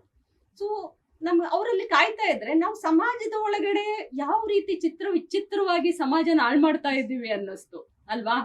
ಸೊ ಅದ್ರ ಬಗ್ಗೆ ಒಂದಷ್ಟು ಧ್ವನಿ ಎತ್ತಿ ನಾವು ಸಮಾಜನ ಸರಿಯಾದ ರೀತಿಯಲ್ಲಿ ನಾವು ಸಹ ನಡ್ಸ್ಕೊಂಡು ಹೋಗ್ಬೇಕು ಅಂತ. ಈ ಒಂದು ಹೋರಾಟ ನೀವೇನು ಶುರು ಮಾಡಿದ್ರಿ ಸಾಮಾಜಿಕ ಮಾಧ್ಯಮದ ಮೂಲಕ, ನಿಮ್ಗೆ ಯಾವ ಪಾಯಿಂಟ್ ಅಲ್ಲಿ ಅನ್ಸಿದ್ದು ನಾನು ಈ ರೀತಿಯಾಗಿ ಧ್ವನಿ ಎತ್ತಬೇಕು, ಈ ರೀತಿಯಾಗಿ ಆಗ್ತಾ ಇರುವಂತ ಎಲ್ಲ ವ್ಯತ್ಯಾಸಗಳೇನಿದೆ ಇದ್ರ ಬಗ್ಗೆ ನಾನು ಮಾತನಾಡ್ಬೇಕು ಅಂತ ನಿಮ್ಗೆ ಅನ್ಸಿದ್ ಯಾವತ್ತು? ಪದೇ ಪದೇ ಮಕ್ಕಳನ್ನ ಅಲರ್ಜಿಗಳಾಗಿ ಕರ್ಕೊಂಡು ಬಂದು ಎಷ್ಟು ಒಂದು 3 ವರ್ಷ 4 ವರ್ಷ 5 ವರ್ಷದಿಂದ ಇರುತ್ತೆ. ಅವರು ಎಲ್ಲ ದೊಡ್ಡ ದೊಡ್ಡ ಫೈಲ್ಸ್ ಇಟ್ಕೊಂಡು ಬರ್ತಾರೆ. ಒಂದು 10 ಜನ ಡಾಕ್ಟರ್ಸ್ ತೋರಿಸಿರ್ತಾರೆ, ಚರ್ಮದ ಡಾಕ್ಟರ್ಗೆ ತೋರಿಸಿರ್ತಾರೆ. ಆ ಎಲ್ಲಾ ಸ್ಲಿಪ್ಸ್ ಅಲ್ಲೂ steroid creams, moisturisers, severe cases ಅಲ್ಲಿ ಸ್ಟೀರಾಯ್ಡ್ ಟ್ಯಾಬ್ಲೆಟ್ಸ್, ಆ ತರ ಇನ್ನೊಂದಷ್ಟು ಡೇಂಜರಸ್ ಮೆಡಿಕೇಶನ್ಸ್ ಇಷ್ಟೇ ಇರುತ್ತೆ. ಸೊ ಏನಾಗುತ್ತೆ, ಮೆಡಿಸಿನ್ಸ್ ಅಲ್ಲಿ ಕ್ಯೂರ್ ಆಗ್ತಾ ಇಲ್ಲ ಅನ್ನೋ ಐಡಿಯಾ, ಕ್ಯೂರ್ ಆಗಲ್ಲ ಅನ್ನೋ ಐಡಿಯಾ ಅವರಿಗೆ ಬರ್ತಾ ಇಲ್ಲ ಪೋಷಕರಿಗೆ. ಸೊ ಏನಾಗ್ತಾ ಇದೆ, ನಾವು ಆ ಮಕ್ಕಳಿಗೆ ಬರ್ತಾ ಇರೋ ಕಾಯಿಲೆಗಳು ಅವ್ರು ಕೊಡ್ತಾ ಇರುವಂತಹ ಆ ಒಂದು ತಪ್ಪಾದ ಆಹಾರದಿಂದ ಅಂತಾನು ಗೊತ್ತಾಗ್ತಾ ಇಲ್ಲ ಅವ್ರಿಗೆ. ಸೊ ನಾನು ಎಷ್ಟೊಂದ್ ಜನ ಡಾಕ್ಟರ್ಸ್ ಸಹ ಅದ್ರ ಬಗ್ಗೆ ಹೇಳ್ತಾ ಇಲ್ಲ, ಪ್ರಿಸ್ಕ್ರಿಪ್ಷನ್ ಬರೆದು ಕೊಡ್ತಾರೆ. ಸೊ ಹಾಗಾಗಿ ಏನಾಗ್ತಾ ಇದೆ, ಜನರಿಗೆ ಗೊತ್ತಾಗ್ತಿಲ್ಲ. ಸೊ ನನ್ನ ಹತ್ರ ಬಂದು ಅದನ್ನ ನಿಲ್ಲಿಸಿದಾಗ, ಈಗ ಒಂದಷ್ಟು ಆಹಾರ ಪದ್ಧತಿಗಳೇನಿರುತ್ತೆ ಆ ಮಗುದು, ಅದನ್ನ ಚೇಂಜ್ ಮಾಡಿದಾಗ ಕ್ಯೂರ್ ಆಗ್ತಾ ಬಂತು. ಈಗ ಎಷ್ಟೋ ವರ್ಷಗಳು, ಒಂದು 3-4 ವರ್ಷಗಳಿಂದ ಇರುತ್ತೆ. ನನ್ನ ಹತ್ರ ಬಂದು ಒಂದು 3-4 ತಿಂಗಳಲ್ಲಿ ಸ್ವಲ್ಪ ಕಡಿಮೆ ಮೆಡಿಕೇಶನ್ಸ್ ಅಲ್ಲೇ ಕ್ಯೂರ್ ಆಗ್ತಾ ಬಂತು, ಕಂಟ್ರೋಲ್ ಅಲ್ಲ ಕ್ಯೂರ್. ಸೊ ಅವಾಗ ನನಗೆ ಅನಿಸಿದ್ದೇನಂದ್ರೆ, ಓಕೆ, ಇಷ್ಟು ಕಾಯಿಲೆಗಳನ್ನ ನಾವು ಜಸ್ಟ್ ಅವ್ರಿಗೆ ಏನ್ ಮಕ್ಕಳಿಗೆ ತಿನ್ನಿಸ್ತಾರೆ ಅದನ್ನ ಚೇಂಜ್ ಮಾಡಿದ್ರೆ ಕ್ಯೂರ್ ಆಗ್ತಾ ಇದೆ. ಆದ್ರೆ ಎಷ್ಟು ಜನಕ್ಕೆ ನಾನು ಹೇಳೋಕ್ಕಾಗುತ್ತೆ? ನನ್ನ ಹತ್ರ ಬರೋರ್ಗೆ ನಾನು ಹೇಳ್ಬೋದು. ಆಮೇಲೆ ಒಬ್ಬೊಬ್ರಿಗೆ ಒಂದೊಂದು ಮಗುಗೂ ತಂದೆ ತಾಯಿಗೂ ಹೇಳೋದು ಬಹಳ ಕಷ್ಟ ನನ್ನ ಕ್ಲಿನಿಕ್ ಅಲ್ಲಿ ಅಲ್ವಾ. ಸೊ ಟೈಮ್ ಹಿಡಿಯುತ್ತೆ, 10 ನಿಮಿಷ 15 ನಿಮಿಷ ಬೇಕಾಗುತ್ತೆ ಒಬ್ಬೊಬ್ಬರಿಗೆ ಕೌನ್ಸಿಲಿಂಗ್ ಮಾಡೋದಕ್ಕೆ. ಸೊ ಹಾಗಾಗಿ ಈ ತರ ಒಂದು ವಿಡಿಯೋಸ್ ಮಾಡಿ ಒಂದು ಏನು ಸೋಷಿಯಲ್ ಮೀಡಿಯಾದಲ್ಲಿ ಶೇರ್ ಮಾಡ್ಕೊಂಡ್ರೆ ಎಷ್ಟೊಂದು ಜನಕ್ಕೆ ರೀಚ್ ಆಗುತ್ತೆ. ಸೊ ಬರೋಕ್ ಮುಂಚೆನೆ ಪ್ರಿವೆಂಟ್ ಮಾಡ್ಬೋದಲ್ವಾ ಕಾಯಿಲೆಗಳನ್ನ ಅಂತ ಹೇಳಿ ನಾನು ವಿಡಿಯೋಸ್ ಮಾಡ್ಲಿಕ್ಕೆ ಸ್ಟಾರ್ಟ್ ಮಾಡಿದ್ದು. ಸೊ ಆಮೇಲೆ ಇದು ಯಾಕೋ ನನ್ಗೆ ಅದು ಸಹ ಅಷ್ಟು ರೀಚ್ ಆಗ್ತಿದೆ ಅನ್ನಿಸ್ಲಿಲ್ಲ. ಯಾಕಂದ್ರೆ ಮತ್ತೆ ಹೇಳದ್ನಲ್ಲ, ತಿನ್ನಿಸ್ಬೇಡಿ ಅಂದ್ರೆ ತಿನ್ನಿಸದೇ ಇರೋದು ಕಷ್ಟ. ಅವ್ರು ಮಕ್ಳು ಕೇಳುತ್ತೆ, ಮೇಡಮ್ ಏನ್ ಮಾಡೋದು, ಮನೆ ಪಕ್ಕನೇ ಬೇಕ್ರಿ ಇದೆ, ಸ್ಕೂಲ್ ಹೊರಗಡೆನೆ ಬೇಕ್ರಿ ಇದೆ, ಕೇಳ್ತವೆ ಮಕ್ಕಳು, ಹೆಂಗ್ ಮಾಡೋದು, ಅವ್ರಿಗೆ ಹಠ ಮಾಡ್ತಾರೆ, ಆಗ್ತಾನೆ ಇಲ್ಲ ಅಂತ ಅನ್ನಿಸ್ದಾಗ ನನ್ಗೆ ಈ ಜಂಕ್ ಫುಡ್ ಏನು ಈ ತರ ಸರ್ವ್ ಮಾಡ್ತಾ ಇದ್ದಾರೆ ಸ್ಕೂಲ್ಸ್ ಹತ್ರ, ರೆಸಿಡೆನ್ಶಿಯಲ್ ಏರಿಯಾಸ್ ಅಲ್ಲೆಲ್ಲ, ಅದರ ಕಡೆ ಒಂದಷ್ಟು ಸರ್ಕಾರ ಗಮನ ಹರಿಸಬೇಕು. ಆ ನಿಟ್ಟಲ್ಲಿ ನಾನು ಏನಾದ್ರೂ ಹೋರಾಟ ಮಾಡಬೇಕು, ಅದನ್ನ ಚೇಂಜ್ ಮಾಡ್ಬೇಕು. ಈಗ ನಾವೆಲ್ಲ ಎಷ್ಟೊಂದು ಓದ್ತೀವಿ, ನಮ್ಮ ಏನು ಇಚ್ಛಾಶಕ್ತಿ, ವಿಲ್ ಪವರ್ ಅಂತೀವಲ್ಲ, ಅದು ಎಷ್ಟೇ ಇರ್ಲಿ ವಿಲ್ ಪವರ್, ನಿಮ್ಗೆ ನಿಮ್ಮ ಪರಿಸರ ಅದನ್ನ ಸೋಲ್ಸುತ್ತೆ. ಈಗ ನಾನ್ ತಿನ್ನಬಾರದು ಅಂತ ಎಷ್ಟೊಂದ್ಸಲ ಅನ್ಕೊಂಡಿರ್ತೀನಿ, ಯಾರೋ ತಂದು 1-2 ಬಜ್ಜಿನೋ ಬೋಂಡನ ಇಟ್ಟು ನಾವೇ 1-2 ಆದ್ರೂ ತಗೊಂಡ್ ತಿಂತೀವಲ್ಲ. ಅಂದ್ರೆ ನಾವೆಷ್ಟೇ ನಮ್ಗೆ ವಿಲ್ ಪವರ್ ಇದ್ರೂ ಸಹ ಆ ಪರಿಸರನ ಬದಲಾಯಿಸಿಲ್ಲ ಅಂದ್ರೆ ಖಂಡಿತ ಅದನ್ನ ಸರಿ ಮಾಡೋಕ್ಕಾಗಲ್ಲ. ಸೊ ಇದರ ಬಗ್ಗೆ ಸರ್ಕಾರ ಒಂದಷ್ಟು ಗಮನ ಹರಿಸಿ ಏನಾದ್ರೂ ಕ್ರಮ ತಗೋಬೇಕು, ಹೆಲ್ತ್ ಡಿಪಾರ್ಟ್ಮೆಂಟ್ಸ್, ಸರ್ಕಾರ ಎಲ್ಲ. ಸೊ ಇದರ ಬಗ್ಗೆ ಒಂದಷ್ಟು ಕೆಲಸ ಆಗ್ಬೇಕಾಗಿದೆ. ಅದೇ ಈ ರೀತಿಯಾಗಿ ನಿಮಗೆ ರೆಸ್ಪಾನ್ಸ್ ಸಿಕ್ತು, ಅದು ಅಷ್ಟು ವೈರಲ್ ಆಗ್ತಾ ಇದ್ದಂಗೆ ವಿಡಿಯೋ, ಅದಕ್ಕೆ ಈ ರೀತಿಯಾಗಿ ಸಡನ್ ಆಗಿ ಕೇಸು FIR ಅಂತೆಲ್ಲ ಬಂದಾಗ ನಿಮ್ಗದು ನಂದೊಂದು ವಿಡಿಯೋ ರೀಚ್ ಆಯ್ತು, ಜನರಿಗೆ ಇದು ತಲುಪ್ತಾ ಇದೆ ಅನ್ನೋ ಖುಷಿ ಆಯ್ತಾ, ಅಥವಾ ಇದು ಕೇಸ್ಗಳಾಯ್ತಲ್ಲ ಅನ್ನುವಂತ ಬೇಜಾರು? ಖಂಡಿತ ಖುಷಿನೇ ಆಯ್ತು, ಬೇಜಾರು ಒಂದು ಚೂರು ಆಗ್ಲಿಲ್ಲ. ಯಾಕಂದ್ರೆ ನಾನು ಮುಂಚೆನೆ ಎಕ್ಸ್ಪೆಕ್ಟ್ ಮಾಡಿದ್ದೆ ಈ ತರ ಎಲ್ಲ ಆಗುತ್ತೆ, ಜನರಿಗೆ ಹೀಗೆ ತಗೊಂತಾರೆ ಅಂತ ನನಗೆ ಗೊತ್ತಿತ್ತು. ಆದ್ರೆ ನಂದೊಂದು ದೊಡ್ಡ ಏನೋ ಧ್ಯೇಯ ಇಟ್ಕೊಂಡು ಮಾಡ್ತಾ ಇರೋದಕ್ಕೆ ಅದೆಲ್ಲ ನನಗೇನು ಹೆಚ್ಚು ಹೊರೆ ಅನ್ನಿಸ್ಲಿಲ್ಲ. ಸೊ ತುಂಬಾ ಬಹಳ ಖುಷಿಯಿಂದಾನೆ ಅದನ್ನೆಲ್ಲ ನಾನು ಹ್ಯಾಂಡಲ್ ಮಾಡ್ತಾ ಇದ್ದೇನೆ. ಇನ್ನೂ ಹೆಚ್ಚು ಜೀವನದಲ್ಲಿ ನೋಡ್ಬೇಕಾಗಿದೆ ಅದೆಲ್ಲ. ನೀವ್ ಹೇಳಿದ್ರೆ ನಿಮ್ಗೆ ಚಿಕ್ಕ ವಯಸ್ಸಿನಿಂದ ವೈದ್ಯ ಆಗ್ಬೇಕು, ಡಾಕ್ಟರ್ ಆಗ್ಬೇಕು ಅನ್ನುವಂತ ಕನ್ಸೆಪ್ಟ್ ಅಂತ. ಯಾಕದು ಆ ವಯಸ್ಸಿನಲ್ಲೇ ನಿಮ್ಗೆ ಡಾಕ್ಟರ್ ಆಗ್ಬೇಕು, ಈಗೆಲ್ಲ ಇದೆ, ಇಷ್ಟೊಂದಿದೆ, ಅದ್ರಲ್ಲಿ ಡಾಕ್ಟರ್ ಯಾಕೆ? ಯಾಕೋ ಗೊತ್ತಿಲ್ಲ ನನ್ಗದು ಸರಿಯಾದ ರೀಸನ್ ಗೊತ್ತಿಲ್ಲ. ನಾನು ಹುಟ್ಟಿ ಬೆಳೆದಿದ್ದೆಲ್ಲ ಹಳ್ಳಿಲಿ, ಹೊಸಕೋಟೆ ಹತ್ರ ಒಂದು ಊರು, ಸಣ್ಣ ಹಳ್ಳಿ ನಮ್ದು. ಸೊ ಅಲ್ಲೆಲ್ಲ ನೋಡಿದಾಗ ಎಷ್ಟೊಂದು ಜನಕ್ಕೆ ಆರೋಗ್ಯ ಎಲ್ಲ ಕೆಟ್ಟಾಗ ನನ್ಗೆ ಕಷ್ಟ ಅನಿಸ್ತಾ ಇತ್ತು. ಒಂದ್ಸಲ ಆರೋಗ್ಯ ಕೆಡಿಸ್ಕೊಂಡ್ರೆ ಮತ್ತೆ ನಾವೇನು ಮಾಡೋಕ್ಕಾಗಲ್ಲ ಅಂತ ಅನ್ನಿಸ್ತು. ಸುತ್ತಮುತ್ತ ಎಲ್ಲ ನೋಡಿದಾಗ ಒಂದಷ್ಟು ಜನ ಆರೋಗ್ಯ ಕೆಡಿಸ್ಕೊಂಡು ಮತ್ತೆ ಅವರು ಯಾವುದೇ ರೀತಿಲಿ ಪ್ರೊಡಕ್ಟಿವ್ ಆಗೋದಿಲ್ಲ. ಮನೆಗಾಗ್ಲಿ ಸಮಾಜಕ್ಕಾಗ್ಲಿ ಒಂದು ಹೊರೆ ತರ ಆಗ್ಬಿಡುತ್ತೆ. ಸೊ ನಾವ್ ಏನಾದ್ರೂ ಒಂದು ಸಾಧನೆ ಜೀವನದಲ್ಲಿ ಮಾಡ್ಬೇಕು ಅಂದ್ರೆ ನಾವು ಆರೋಗ್ಯವಾಗಿರೋದು ಬಹಳ ಮುಖ್ಯ. ಸೊ ಅದನ್ನ ತರಿಸುವಂತಹ ಕೆಲಸ ನಾನು ಮಾಡ್ಬೇಕು ಅನ್ನೋದು ನಾನು ಚಿಕ್ಕವಳಿಂದ ಇದ್ದಿದ್ದು. ಈಗ ಡಾಕ್ಟರ್ ಆಗ್ಬೇಕು ಅಂತಂದ್ರೆ ಅದ್ರಲ್ಲಿ ಸುಮಾರು ಸ್ಪೆಷಲೈಸೇಷನ್ಗಳಿರುತ್ತೆ. ಅದ್ರಲ್ಲಿ ನೀವು ಡರ್ಮಟಾಲಜಿನೇ ತಗೊಂಡು ಡರ್ಮಟಾಲಜಿಸ್ಟೇ ಆಗ್ಬೇಕು ಅಂತ ಹೇಳಿ ಅನ್ಕೊಂಡಿದ್ ಯಾವಾಗ, ಅದ್ ಯಾಕೆ? ಆಕ್ಚುಲಿ ನಾನು ಫಸ್ಟ್ ತಗೊಂಡಿದ್ದು MD ಪೀಡಿಯಾಟ್ರಿಕ್ಸ್ ಬ್ಯಾಂಗ್ಳೂರ್ ಮೆಡಿಕಲ್ ಕಾಲೇಜಲ್ಲಿ. ಆಮೇಲೆ ನನಗೆ ಡೆಲ್ಲಿಯಲ್ಲಿ MD OBG ತಗೊಂಡಿದ್ದೆ, ಅಂದ್ರೆ ಗೈನಕಾಲಜಿ, ಲೇಡಿ ಹಾರ್ಡಿಂಗ್ ಮೆಡಿಕಲ್ ಕಾಲೇಜಲ್ಲಿ. ಸೊ ನಾನು ಎರಡೂ ನೋಡಿದಾಗ ನನಗೆ ಸ್ವಲ್ಪ ಸ್ಟ್ರೆಸ್ಫುಲ್ ಅನ್ನಿಸ್ತು. ಯಾಕಂದ್ರೆ ನೈಟ್ ಡ್ಯೂಟೀಸ್ ಬಹಳ ಇತ್ತು. ಸೊ ನೈಟ್ ನಿದ್ದೆ ಮಾಡೋಕ್ ಆಗ್ತಿರ್ಲಿಲ್ಲ. ಆಲ್ಮೋಸ್ಟ್ ಒಂದೊಂದ್ಸಲ 36 hours ಕಂಟಿನ್ಯೂಸ್ ಡ್ಯೂಟಿ ಇರ್ತಾ ಇತ್ತು. ಮಲ್ಕೊಳ್ಳೋಕ್ ಇರ್ಲಿ, ಕೂತ್ಕೊಳ್ಳೋಕ್ ಸಹ ಸಮಯ ಇರ್ತಾ ಇರ್ಲಿಲ್ಲ. ನನಗೆ ಇಷ್ಟೊಂದು ಜೀವನ ಕಷ್ಟ ಅನಿಸ್ತು. ಯಾಕಂದ್ರೆ ನೋಡಿ, ಸರಿಯಾಗಿ ಊಟ ಮಾಡೋಕ್ ಸಹ ಟೈಮ್ ಸಿಗ್ತಾ ಇರ್ಲಿಲ್ಲ. ಅದ್ರಲ್ಲೂ ಡೆಲ್ಲಿಲಿ ನಾನು ಲೇಡಿ ಹಾರ್ಡಿಂಗ್ ಮೆಡಿಕಲ್ ಕಾಲೇಜಲ್ಲಿ ಟ್ರೈನಿಂಗ್ ಅಲ್ಲಿದ್ದೆ, ಪೋಸ್ಟ್ ಗ್ರಾಜುಯೇಷನ್ ಮಾಡ್ಬೇಕಾದ್ರೆ ಅಲ್ಲಿ. ಸೊ ನಿದ್ದೆನೂ ಸರಿಯಾಗಿ ಆಗ್ತಿರ್ಲಿಲ್ಲ. ಸೊ ಇದು ಆರೋಗ್ಯದ ಮೇಲೆ ಬಹಳ ದುಷ್ಪರಿಣಾಮ ಬೀರುತ್ತೆ ಅಂತ ಅನಿಸಿ ನನಗೆ ಅಷ್ಟೊಂದು ಸ್ಟ್ರೆಸ್ ತಗೊಳ್ಳೋಕೆ ಕಷ್ಟ ಆಯ್ತು. ಸೊ ಹಾಗಾಗಿ ಅದನ್ನ ನಾನು ಬಿಟ್ಟು ಮತ್ತೆ ಇನ್ನೊಂದು ವರ್ಷ ನಾನು ಎಕ್ಸಾಮ್ ಬರ್ದು ಮತ್ತೆ ಅವಾಗ ಡರ್ಮೆಟಾಲಜಿನ ತಗೊಂಡಿದ್ದು.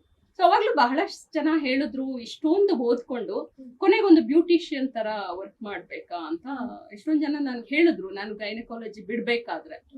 ಆಮೇಲೆ ನನಗೆ ಅನ್ಸಿದ್ದು, ಈ ಡರ್ಮೆಟಾಲಜಿ ಜಾಯಿನ್ ಆದಾಗ ಅನ್ನಿಸ್ತು, ಸ್ಕಿನ್ ಅಂದ್ರೆ ಬರೀ ಬ್ಯೂಟಿಫೈಯಿಂಗ್ ಮಾಡೋದಲ್ಲ, ಚರ್ಮ ಹೊರಗಡೆ ಇರುತ್ತೆ, ಅದು ಒಳಗಡೆ ಏನಾಗ್ತಾ ಇದೆ ಅನ್ನೋದೊಂದು ಪ್ರತಿಬಿಂಬ ಅಷ್ಟೇ, ಅದೊಂದು ಕನ್ನಡಿ ತರ. ಸೊ ಚರ್ಮನ ಮಾತ್ರ ನಾವು ಟ್ರೀಟ್ ಮಾಡೋಕ್ ಆಗೋದಿಲ್ಲ. ಅವಾಗ ನನಗೆ ಗೊತ್ತಾಯ್ತು. ನನ್ಗೆ ಇದೆಲ್ಲ MBBS ಮಾಡ್ಬೇಕಾದ್ರೆ ಅರ್ಥ ಆಗಿರ್ಲಿಲ್ಲ. ಸೊ MD ಮಾಡ್ಬೇಕಾದ್ರೆ ಡರ್ಮೆಟಾಲಜಿ, ಓಕೆ, ಚರ್ಮ ಅಂದ್ರೆ ನಾವು ಇಡೀ ದೇಹನ ನೋಡ್ಬೇಕಾಗುತ್ತೆ. ಲಿವರ್ ಅಲ್ಲಿ ಏನಾಗ್ತಿದೆ, ಚರ್ಮದ ಮೇಲೆ ಕಾಣಿಸುತ್ತೆ.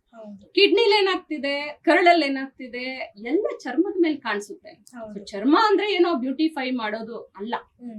ಒಳಗಡೆ ಇರೋ ಆರೋಗ್ಯನ ಸರಿ ಮಾಡ್ಬೇಕಂತ, ಚರ್ಮನ್ ಸರಿ ಮಾಡ್ಬೇಕಂದ್ರೆ ಒಳಗಡೆ ಇರೋ ಆರೋಗ್ಯನ ಸರಿ ಮಾಡ್ಬೇಕು ಅಂತ ಅವಾಗ ನನಗೆ ಖಾತ್ರಿ ಆಯ್ತು. ಸೊ ಅವಾಗ ಎಕ್ಸ್ಪ್ಲೋರ್ ಮಾಡ್ತಾ ಮಾಡ್ತಾ ಗೊತ್ತಾಗಿದ್ದಂದ್ರೆ, ಈ ರೀತಿ ಹೇಗೆ ನಾವು ಆರೋಗ್ಯನ ಕಾಪಾಡ್ಕೋಬೇಕು, ಜಸ್ಟ್ ನಾವು ಬರೆಯೋ ಮೆಡಿಸಿನ್ಸ್ ಇಂದ ನಿಮ್ಗೆ ಆರೋಗ್ಯ ಬರೋದಿಲ್ಲ ಅಂತ ಖಾತ್ರಿ ಆಯ್ತು. ಈಗ ಡಾಕ್ಟರ್ ಆಗೋದು ಅಂತಂದ್ರೆ ಸುಲಭದ ಮಾತಿ ಅಲ್ಲ, ಅದೊಂದು ತುಂಬಾ ದೊಡ್ಡ ಜರ್ನಿ, ತುಂಬಾ ಕಷ್ಟ ಪಡ್ಬೇಕು. ಆ ಒಂದು ಜರ್ನಿ ಬಗ್ಗೆ ಹೇಳ್ಬೇಕು. ಡಾಕ್ಟರ್ ಆಗುವಂತ ಆ ಒಂದು ಪ್ರೊಸೀಜರ್ ಏನಿದೆ, ಅದು ಹೇಗಿತ್ತು? ಡಾಕ್ಟರ್ ಆಗ್ಬೇಕಂದ್ರೆ ತುಂಬಾ ಓದ್ಬೇಕು. ನನ್ ಜೊತೆ ಓದಿರೋರು ಗೊತ್ತಿರುತ್ತೆ, ನಾನ್ ಸರಿಯಾಗಿ ನಿದ್ದೆನೆ ಮಾಡ್ತಾ ಇರ್ಲಿಲ್ಲ. ನೈಟ್ 2 ಗಂಟೆಗೆ ಎದ್ದು ಬಿಡ್ತಾ ಇದ್ದೆ. ನನ್ಗೆ ಇವಾಗ್ಲೂ ಸಿಕ್ಕಿದಾಗ ನನ್ನ ಸ್ಕೂಲಲ್ಲಿ ನನ್ನ ಜೊತೆ ಓದಿರೋರೆಲ್ಲ ಹೇಳ್ತಾರೆ, ನೈಟ್ ಯಾವಾಗ ನೋಡಿದ್ರು ಎದ್ದು ಕೂತ್ಕೊಂಡಿರ್ತಾ ಇದ್ದೆ, ಓದ್ತಾ ಇದ್ದೆ ಅಂತ. ಬಹಳ ಕಷ್ಟಪಟ್ಟು ಓದಿದ್ದೀನಿ ನಾನು. ಆಮೇಲೆ MBBS ಓದಾಗ್ಲೂನು ಬಹಳ ಕಷ್ಟಪಟ್ಟಿದ್ದೀನಿ. ನಾನೊಂದು 13ರಿಂದ 15 ಗಂಟೆಗಳ ಕಾಲ ಓದ್ತಾ ಇದ್ದೆ. ಖಂಡಿತ ಓದ್ತಾ ಇದ್ದೆ. ಲೈಬ್ರರಿಲೇ ಕೂತಿರ್ತಿದ್ದೆ. ಯಾವಾಗ್ಲೂ ಒಂದೊಂದು ಟಾಪಿಕ್ಗೂ ನಾನು ಒಂದು 3-4 ಸ್ಟ್ಯಾಂಡರ್ಡ್ ಬುಕ್ಸ್ ರೆಫರ್ ಮಾಡಿ ನೋಟ್ಸ್ ಮಾಡ್ತಾ ಇದ್ದೆ. ಇಡೀ ಸ್ಕೂಲಲ್ಲಿ ನೋಟ್ಸ್ ಮಾಡ್ಬೋದು, ಬಟ್ MBBS ಅಲ್ಲಿ ಸಹ ನಾನು ಎಲ್ಲಾ ಸಬ್ಜೆಕ್ಟ್ಸ್ ನೋಟ್ಸ್ ಮಾಡಿರ್ತಾ ಇದ್ದೆ. ಅಷ್ಟು ನನಗೆ ಒಂದು ಆಳವಾಗಿ ಆರೋಗ್ಯದ ಬಗ್ಗೆ ತಿಳ್ಕೋಬೇಕು ಅಂತ ಆಸೆ ಇತ್ತು. ಇಷ್ಟು ಕಷ್ಟಪಟ್ಟು ಓದಿ ಮತ್ತೆ ನಾನು MDಲೂ ಸಹ ಎಷ್ಟೊಂದು ಹಾರ್ಡ್ ವರ್ಕ್ ಮಾಡಿ ಓದಿದ್ದೀನಿ. ಬಟ್ ಅದಾದ್ಮೇಲೆ ಪ್ರಾಕ್ಟೀಸ್ ಮಾಡ್ಬೇಕಾದ್ರೆ ನನ್ಗನ್ನಿಸ್ತು, ಇಷ್ಟು ಕಷ್ಟಪಟ್ಟು ಓದ್ತೀವಲ್ವಾ, ಓದಿಸ್ತಾರಲ್ವಾ ನಮ್ಗೆ, ಅಷ್ಟು ನಿದ್ದೆಗೆಟ್ಟು ಓದ್ತೀವಿ, ಬಟ್ ಪೇಷಂಟ್ ಮೇಲೆ ಎಷ್ಟೊಂದು ವರ್ಕ್ ಆಗ್ತಾ ಇಲ್ಲ. ಅಷ್ಟು ನಾಲೆಡ್ಜು ನನ್ಗೆ ಎಷ್ಟೊಂದು ಥಿಯರಿ ಅನ್ನಿಸ್ತು. ಅಲ್ಲಿ ಪೇಷಂಟ್ ಕ್ಯೂರ್ ಮಾಡೋಕ್ ಅದೇನು ಅಷ್ಟು ಉಪಯೋಗ ಆಗ್ತಾ ಇಲ್ಲ. ಎಷ್ಟೊಂದು ನಾವು ಮರ್ತೇ ಹೋಗಿರ್ತೀವಿ ಎಕ್ಸಾಮ್ ನೆಕ್ಸ್ಟ್ ಡೇ, ಆ ತರದ್ದೆಲ್ಲ ನಾವು ಓದಿದೀವಿ ಅಂತ ಅನ್ನಿಸ್ತು. ಅಂದ್ರೆ ಪ್ರಾಕ್ಟಿಕಲಿ ನಾವು ಏನು ವರ್ಕ್ ಆಗುತ್ತೆ ಪೇಷಂಟ್ಸ್ ಮೇಲೆ ಅದು ಅಷ್ಟು ನಾವು ತಿಳ್ಕೊಂತ ಇಲ್ಲ ಅನ್ನಿಸ್ತು. ಎಲ್ಲೋ ನನಗೆ ಒಂದು ಮೆಡಿಕಲ್ ಎಜುಕೇಶನ್ ಸಹ ಒಂದಷ್ಟು ಬದಲಾವಣೆ ಆಗ್ಬೇಕು ಏನು ಹೊಲಿಸ್ಟಿಕ್ ಅಂತೀವಿ ಹ್ಮ್. ಅದು ಆಗ್ತಾ ಇಲ್ಲ ಇವಾಗ. ಹ್ಮ್. ಜಾಸ್ತಿ ಮೆಡಿಸಿನ್ಸ್ ಬರೆಯೋದ್ರ ಮೇಲೆ ನಾವು ಒತ್ತು ಕೊಡ್ತೀವಿ ಕಾಲೇಜಸ್ ಅಲ್ಲಿ, ಕಾಯಿಲೆಗಳ ಬಗ್ಗೆ ಕೊಡ್ತೀವಿ. ಕಾಯಿಲೆಗಳೇ ಬರ್ದೇ ಇರೋ ತರ ನೋಡ್ಕೊಳ್ಳುವಂತಹ ಒಂದು ಏನೋ ವಿಧಾನಗಳಿದೆ. ಅದ್ರ ಬಗ್ಗೆ ಹೆಚ್ಚು ಫೋಕಸ್ ಮಾಡಬೇಕು ಮೆಡಿಕಲ್ ಎಜುಕೇಶನ್ ಅಲ್ಲೂ ಸಹ ಅಂತ. ಉದಾಹರಣೆಗೆ ಯಾವುದು ರೈಟ್ ಈಟಿಂಗ್ ಹ್ಯಾಬಿಟ್, ಸರಿಯಾದ ಆಹಾರ ಪದ್ಧತಿಗಳು, ಎಕ್ಸಸೈಸ್ ಬಗ್ಗೆ, ಆಮೇಲೆ ಈಗ ಒಂದು ಏನು ಎಮೋಷನ್ಸ್ ಮ್ಯಾಟರ್ ಆಗುತ್ತೆ, ಮೈಂಡ್ ಮ್ಯಾಟರ್ ಆಗುತ್ತೆ. Because health is not only about dealing with your body ಅಲ್ವಾ, ಮೈಂಡ್, ಎಮೋಷನ್ಸ್, ಇದ್ರ ಬಗ್ಗೆ ಎಲ್ಲ ಅಷ್ಟು ಒಂದು ಹೊಲಿಸ್ಟಿಕ್ ಆಗಿ ನಾವು ಕಲಿತಾ ಇಲ್ಲ ಅನ್ನಿಸ್ತು. ಸೊ ಅದ್ರ ಬಗ್ಗೆ ನಾನು ಆಲ್ಮೋಸ್ಟ್ ಒಂದು ಯಾವಾಗ ಅಂದ್ರೆ ನಾನು ನನ್ನ MD ಮುಗಿದು ಒಂದು ಮೆಡಿಕಲ್ ಕಾಲೇಜಲ್ಲಿ ಸೀನಿಯರ್ ಅಸಿಸ್ಟೆಂಟ್ ಆಗಿ, ಅಸಿಸ್ಟೆಂಟ್ ಪ್ರೊಫೆಸರ್ ಆಗಿ ಅಲ್ಲಿ ರಿಸೈನ್ ಮಾಡಿ ಮತ್ತೆ ನಾನು ಓನ್ ಪ್ರಾಕ್ಟೀಸ್ ಸ್ಟಾರ್ಟ್ ಮಾಡಿದ್ಮೇಲೆ ನನಗಿದು ಜಾಸ್ತಿ ಖಾತ್ರಿ ಆಯ್ತು. ಓಕೆ, ನಾವು ಕೊಡ್ತಾ ಇರೋ ಮೆಡಿಸಿನ್ಸ್ ಹೆಚ್ಚು ಕೆಲಸ ಮಾಡ್ತಾ ಇಲ್ಲ, ಅಪ್ರೋಚ್ ಅಲ್ಲಿ ಸ್ವಲ್ಪ ಬದಲಾಯಿಸ್ಕೋಬೇಕು ಅಂತ ನಾನು 2 ವರ್ಷ ಬ್ರೇಕ್ ತಗೊಂಡು ನಾನು ಅವಾಗ ಪ್ರಾಕ್ಟೀಸ್ ನಿಲ್ಲಿಸ್ತೆ. ಆಲ್ಮೋಸ್ಟ್ ಎಲ್ಲ ಒಂದು ಮಿನಿಮಲ್ ಪ್ರಾಕ್ಟೀಸ್. ಯಾಕಂದ್ರೆ ನಾನು ಮಾಲೂರಲ್ಲಿ ಬೇರೆ ಯಾರು ಏನೋ ಪ್ರತಿದಿನ ಚರ್ಮ ಡಾಕ್ಟರ್ ಇಲ್ಲದೆ ಇರೋದಕ್ಕೆ ನಾನು ಬರ್ತಾ ಇದ್ದು. ಬಟ್ ಆಲ್ಮೋಸ್ಟ್ ಒಂದು 80% ಪ್ರಾಕ್ಟೀಸ್ ನಿಲ್ಲಿಸಿ ಅದರ ಬಗ್ಗೆ ಹೊಲಿಸ್ಟಿಕ್ ಹೆಲ್ತ್ ಬಗ್ಗೆ ಹೆಚ್ಚು ಎಜುಕೇಟ್ ಆಗ್ಲಿಕ್ಕೆ ನಾನು ಪ್ರಯತ್ನ ಪಟ್ಟೆ.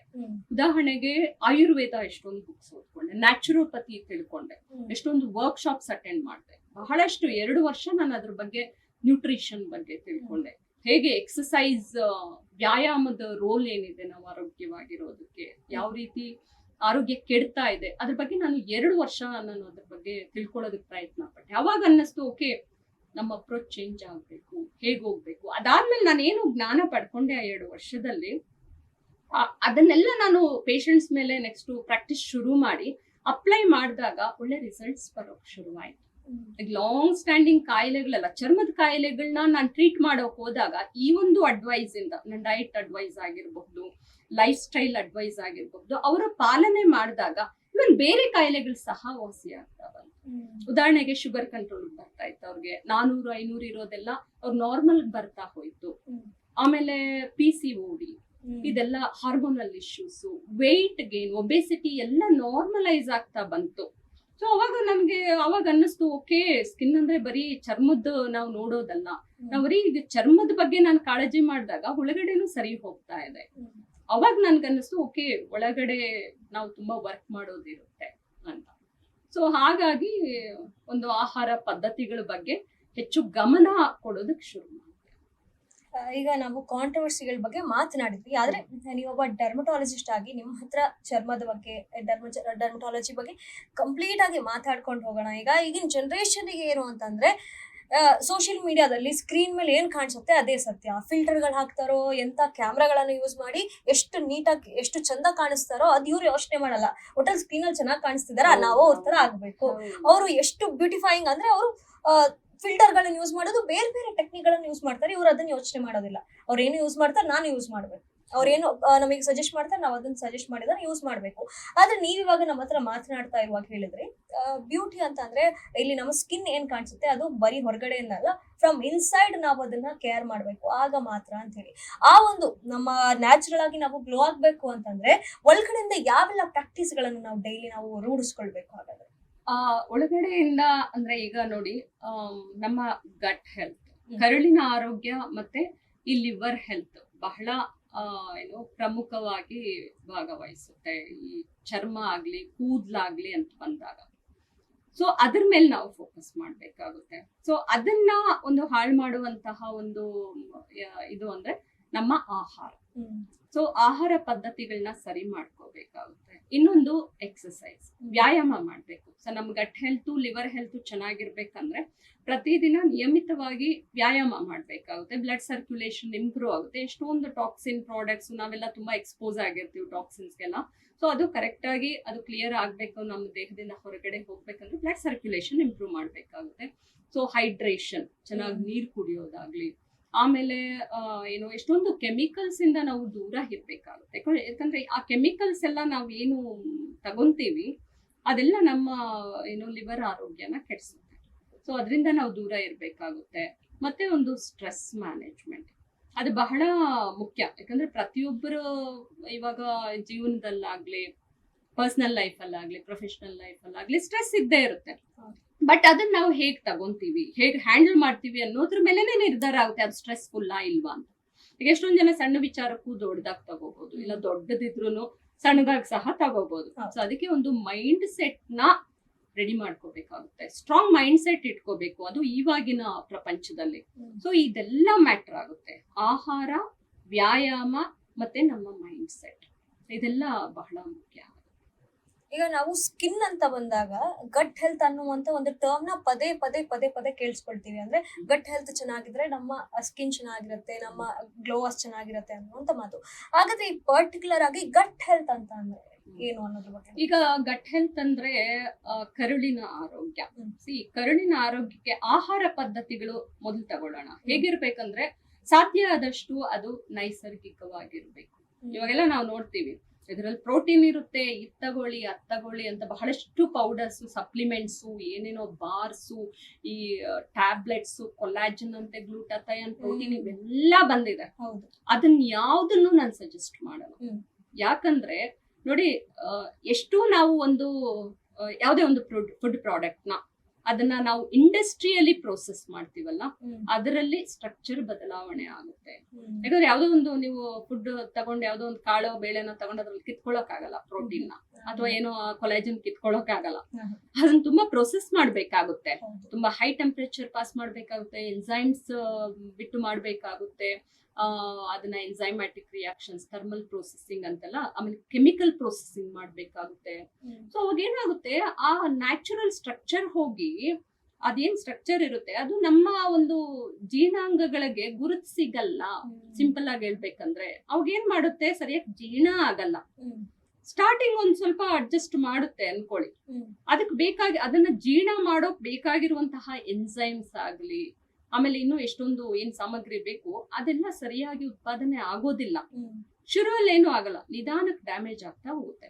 ಸೊ ನಾವು ತಿನ್ನುವಂತ ಆಹಾರ ಸಾಧ್ಯ ಆದಷ್ಟು ನೈಸರ್ಗಿಕವಾಗಿರ್ಬೇಕು, ನ್ಯಾಚುರಲ್ ಆಗಿರ್ಬೇಕು ಅಷ್ಟೇ. ನಾವೇನು ಹಳೆ ಟ್ರೆಡಿಷನಲ್ ಆಗಿ ಸಾಂಪ್ರದಾಯಿಕವಾಗಿ ಊಟ ಮಾಡ್ತಾ ಇದ್ದೀವಿ ಅದು ಬೆಸ್ಟ್ ಅಂತ.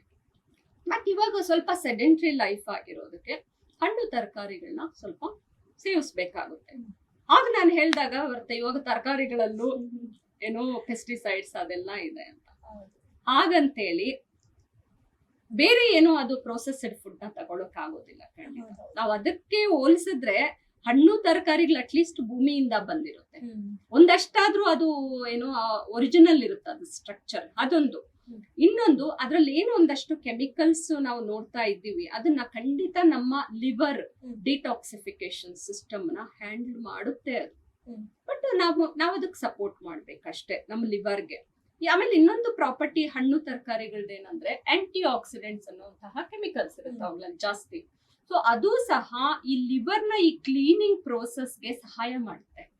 ಸೊ ಹಾಗಾಗಿ ನಾನು ಯಾವಾಗ್ಲೂ ನನ್ನ ಹತ್ರ ಎಷ್ಟೊಂದ್ ಜನ ವಾದ ಮಾಡ್ತಾರೆ, ಇವಾಗ ಎಲ್ಲಾ ವಿಷ ಆಗ್ಬಿಟ್ಟಿದೆ ಅಂತ ಎಲ್ಲ ತಿನ್ನೋಕ್ ಸ್ಟಾರ್ಟ್ ಮಾಡ್ಬಿಡ್ತಾರೆ. ಅದು ರೈಟ್ ವೇ ಅಲ್ಲ. ಸೊ ಏನೇ ಆಗ್ಲಿ ನಾವು ನ್ಯಾಚುರಲ್ ಆಗಿರೋದನ್ನೇ ತಿನ್ನಬೇಕಾಗುತ್ತೆ. ಸೊ ಆಹಾರ ಅಂತ ಬಂದಾಗ ಈ ತರ ನ್ಯಾಚುರಲ್ ಆಗಿರ್ಬೇಕು, ಸಾಧ್ಯ ಆದಷ್ಟು ನೀರಿನ ಅಂಶ ಇರುವಂತದ್ದು ತಿನ್ಬೇಕು, ಫೈಬರ್ ಇರುವಂತದ್ದು. ಸೊ ಅವಾಗ ಏನಾಗುತ್ತೆ, ನಮ್ಮ ಏನು ಇಂಟೆಸ್ಟೈನ್ಸ್ ಕ್ಲೀನ್ ಆಗ್ಲಿಕ್ಕೆ ಸಹಾಯ ಮಾಡುತ್ತೆ. ನಾನು ಯಾವಾಗ್ಲೂ ಆರೋಗ್ಯ ಅಂದ್ರೆ healthy liver, healthy gut is equal to health ಅಂತ ಹೇಳೋದು, ಆಯ್ತಾ? ಸೊ ಅದನ್ನ ನಾವು ಕ್ಲೀನ್ ಆಗಿ ಇಟ್ಕೊಳ್ದೆ ನಾವ್ ಎಷ್ಟೇ ಪೌಷ್ಟಿಕಾಂಶ ಇರುವಂತಹ ಆಹಾರ ಕೊಟ್ಟರು ಅದು ಕೆಲಸ ಮಾಡಲ್ಲ. ಈಗ ನಾವು ನೋಡ್ತಾ ಇದೀವಿ ಸೋಷಿಯಲ್ ಮೀಡಿಯಾದಲ್ಲಿ ಇದ್ರ ಬಗ್ಗೆ ಏನು ಅರಿವು ಮೂಡಿಸಲ್ಲ. ಜಸ್ಟ್ ಇದು ತಗೊಳ್ಳಿ, ಇದ್ ತಗೊಳ್ಳಿ, ಅದ್ ತಗೊಳ್ಳಿ, ಇದ್ರಲ್ಲಿ ತುಂಬಾ ಪ್ರೋಟೀನ್ ಇರುತ್ತೆ, ಅದ್ರಲ್ಲಿ ತುಂಬಾ ವಿಟಮಿನ್ಸ್ ಇರುತ್ತೆ ಅಂತ ಕೊಟ್ಬಿಡ್ತಾರೆ. ನೀವು ಗಟ್ ಹೆಲ್ತ್ ನ ಸರಿಯಾಗಿ ಮಾಡ್ತಾ ಇದ್ದೀರಾ? ಯಾಕೆ ನಾವು ಗಟ್ ಹೆಲ್ತ್ ಬಗ್ಗೆ ತುಂಬಾ ಫೋಕಸ್ ಮಾಡ್ಬೇಕಂದ್ರೆ ಇವಾಗಿನ ಪ್ರಪಂಚದಲ್ಲಿ ನಮ್ಮ ಯಾರು ಗಟ್ ಹೆಲ್ತ್ ಸರಿಯಾಗಿ ಇಟ್ಕೊಂಡಿಲ್ಲ. ಯಾಕಂದ್ರೆ ನಮ್ಮ ಜೀವನ ಶೈಲಿ ಆಗಿದೆ, ನಮ್ಮ ಆಹಾರ ಪದ್ಧತಿಗಳು ಆ ತರ ಇದೆ. ಸೊ ನಮ್ಗೆ ಯಾರು ಗಟ್ ಹೆಲ್ದಿ ಆಗಿಲ್ಲ, ಮುಂಚೆ ತರ ಅಲ್ಲ, ಮನೆ ಊಟ ತಿನ್ಕೊಂಡು ಯಾರು ಇಲ್ಲ. ಅದಕ್ಕೇನೆ ನಾವು ಅದನ್ನ ಮೊದಲು ಸರಿ ಮಾಡ್ಕೋಬೇಕಾಗುತ್ತೆ. ಇವಾಗ ಆಲ್ರೆಡಿ ಏನು ಗಟ್ ಹೆಲ್ತ್ ಹಾಳಾಗಿದೆ ಅಂದ್ರೆ ಅದ್ರ ಮೇಲೆ ಇನ್ನೂ ಪ್ರೋಟೀನ್ ಇರುವಂತಹ ಆಹಾರ ಅಥವಾ ಈ ತರ ತುಂಬಾ ಹೈಲಿ ನ್ಯೂಟ್ರಿಯೆಂಟ್ ಡೆನ್ಸ್ ಫುಡ್ ನಾವು ಕೊಟ್ಟಾಗ ಹೊರೆ ಆಗುತ್ತೆ. ಅದಕ್ಕೆ ಪ್ರೊಸೆಸಿಂಗ್ ಮಾಡ್ಲಿಕ್ಕೆ ನಮ್ಮ ಕರುಳಿಗಾಗ್ಲಿ ಲಿವರ್ಗಾಗ್ಲಿ ಹೊರೆ ಆಗುತ್ತೆ. ಅದಕ್ಕೆ ಆ ತರ ಪ್ರಾಡಕ್ಟ್ಸ್ ನೆಲ್ಲ ಬಿಟ್ಟು ಏನ್ ಸೋಷಿಯಲ್ ಮೀಡಿಯಾದಲ್ಲಿ ನೋಡ್ತೀವಿ, ನಾವು ಸರಳವಾಗಿ ಏನೋ ಜೀರ್ಣ ಆಗುವಂತಹ ಆಹಾರನ ಕೊಟ್ರೆ ಕ್ಲೀನ್ ಆಗಿರುತ್ತೆ. ಅವಾಗ ಯಾವಾಗ ನಮ್ಮ ಲಿವರ್ ಮತ್ತೆ ಕರಳು ಕ್ಲೀನ್ ಆಗಿರುತ್ತೆ, ಸ್ವಲ್ಪ ಆಹಾರ ಏನ್ ನಾವು ಟ್ರೆಡಿಷನಲ್ ಆಗಿ ತಿಂತೀವಿ ಮನೆಗಳಲ್ಲಿ, ಅದನ್ನ ಮುಂಚೆಯಿಂದ ಏನ್ ತಿನ್ಕೊಂಡು ಬಂದಿದ್ದೀವಿ, ಅದನ್ನ ತಿಂದ್ರೆ ಸಾಕು. ಅಷ್ಟು ಪೌಷ್ಟಿಕಾಂಶ ನಮ್ಮ ಆರೋಗ್ಯಕ್ಕೆ ಸಾಕಾಗುತ್ತೆ ಅಷ್ಟು. ಸೊ ಆಹಾರ ಅಂತ ಬಂದಾಗ ಸೊ ಇದು ಗಟ್ ಹೆಲ್ತ್ ನ ಇಂಪ್ರೂವ್ ಮಾಡುತ್ತೆ. ಇನ್ನೊಂದೇನಪ್ಪಾ ಅಂದ್ರೆ ಎಕ್ಸರ್ಸೈಸ್. ಸೊ ವ್ಯಾಯಾಮ ಮುಖ್ಯ. ನಾವು ಇವಾಗ ತುಂಬಾ ಸೆಡೆಂಟ್ರಿ ಲೈಫ್, ನಾವು ಜೀವನ ಹಾಗಾಗೋಗಿಲ್ಲ.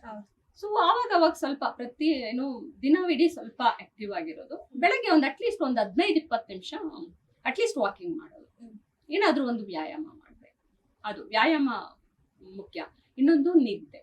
ಈಗ ಯಾರು ಸರಿಯಾಗಿ ಫೋನ್ಸ್ ಇರೋದ್ರಿಂದ ನಿದ್ದೆ ಸರಿಯಾಗಿ ಮಾಡ್ತಾ ಇಲ್ಲ ಯಾರು, ಅಲ್ವಾ? ಯಾವಾಗೋ ಮಲ್ಕೊಂತೀವಿ, ಯಾವಾಗೋ ಹೇಳ್ತೀವಿ, ಆತರ ಅಲ್ಲ. ಸೊ ಸರಿಯಾದ ಟೈಮ್ಗೆ ನಿದ್ದೆ ಮಾಡ್ಬೇಕು. ಯಾಕಂದ್ರೆ 10 ಗಂಟೆಯಿಂದ 2 ಗಂಟೆ ವೇಳೆಯಲ್ಲಿ ನಾವು ನಿದ್ದೆ ಮಾಡ್ತೀವಿ, ಅವಾಗ ಅತಿ ಹೆಚ್ಚು ನಮ್ಮ ಲಿವರ್ ಕ್ಲೆನ್ಸ್ ಆಗುತ್ತೆ, ಕ್ಲೀನ್ ಆಗುತ್ತೆ. ಸೊ ಅವಾಗ ನಿದ್ದೆ ಮಾಡ್ಬೇಕು. ತುಂಬಾ ಜನ ನಾನು 2 ಗಂಟೆಗೆ ಮಲ್ಕೊಂಡೆ, ನಾಳೆ 10 ಗಂಟೆ 11 ಗಂಟೆ, ಅದು ಸರ್ಕ್ಯಾಡಿಯನ್ ರಿದಮ್ ಅಂತಿರುತ್ತೆ, ಅದು ಹಾಳಾಗುತ್ತೆ. ಸೊ ಅದ್ ನಾವು ಪ್ರಕೃತಿ ವಿರುದ್ಧ ಹೋದಾಗ ಸೊ ಅದನ್ನ ಮಾಡ್ಬೇಕಾಗುತ್ತೆ. ಇನ್ನೊಂದು ಊಟ ನಾವು ಯಾವ ಟೈಮಿಂಗ್ ಅಲ್ಲಿ ಮಾಡ್ತೀವಿ ಅಂತ ಸಹ ಬಹಳ ಮುಖ್ಯ. ಅದ್ರಲ್ಲೂ ರಾತ್ರಿ ಊಟ ಸಾಧ್ಯ ಆದಷ್ಟು ಬೇಗ. ಸೂರ್ಯಾಸ್ತ ಆದ್ಮೇಲೆ ನಾವು ತುಂಬಾ ಲೇಟ್ ಆಗಿ ಊಟ ಮಾಡಬಾರ್ದು. ಈಗ 6 ಗಂಟೆಗೆ ಸೂರ್ಯಾಸ್ತ ಆಗಿದೆ ಅಂದ್ರೆ ಸಾಧ್ಯ ಆದಷ್ಟು ಒಂದ್ 7 ಗಂಟೆ ಒಳಗಡೆ ಊಟ ಮಾಡಿದ್ರೆ ಸರಿಯಾಗಿ ಜೀರ್ಣ ಆಗಿರುತ್ತೆ. ನಾವು ಮಲ್ಕೊಂಡಾಗ ಅವಾಗ ಜೀರ್ಣಾಂಗಗಳಿಗೂ ಸಹ ರೆಸ್ಟ್ ಕೊಟ್ಟಾಗ ಆಗುತ್ತೆ. ಇಲ್ಲಾಂದ್ರೆ ನಾವು ಮಲಗಿರ್ತೀವಿ, ಅವು ಎದ್ದು ಕೆಲಸ ಮಾಡ್ಬೇಕು, ಕ್ಲೀನ್ ಆಗಲ್ಲ. Digestion cleaning ಒಟ್ಟೊಟ್ಟಿಗಾಗಲ್ಲ. ಸೊ ಅದಕ್ಕೆ ನಾವು ಸ್ವಲ್ಪ ಬೇಗ ಊಟ ಮಾಡಿದ್ರೆ, ಬೇಗ ಮಲ್ಕೊಂಡ್ರೆ ನಿದ್ದೆ ಸಹ ಆಳವಾಗಿ ಮಾಡಬಹುದು ಅಂತ. ಸೊ ಈ ಆಹಾರ, ನಿದ್ದೆ ಮತ್ತೆ ವ್ಯಾಯಾಮ, ಇವು 3 ಬೇಕಾಗುತ್ತೆ. ಆಮೇಲೆ ಇನ್ನೊಂದು ಸ್ಟ್ರೆಸ್ ಕಡಿಮೆ ಮಾಡ್ಕೊಂಡು, ಇವು 4 ನಮ್ಮ ಗಟ್ ಮತ್ತೆ ಲಿವರ್ ಹೆಲ್ತ್ಗೆ ಸಹಾಯ ಮಾಡುತ್ತೆ. ಸೊ ಅದು ಬಹಳ ಮುಖ್ಯ. ಸೊ ಇದೇನು ಮಾಡಿದ್ರೆ ಸೋಷಿಯಲ್ ಮೀಡಿಯಾದಲ್ಲಿ ಅವ್ರು ಏನು ಆಡ್ಸ್ ಕೊಡ್ತಾರೆ ಅದನ್ನ ಫಾಲೋ ಮಾಡಬಾರ್ದು. ಇದು ಎಲ್ಲಾದ್ರ ಮೇಲೂ ಫೋಕಸ್ ಮಾಡ್ಬೇಕಾಗುತ್ತೆ, ಆರೋಗ್ಯವಾಗಿರ್ಬೇಕು.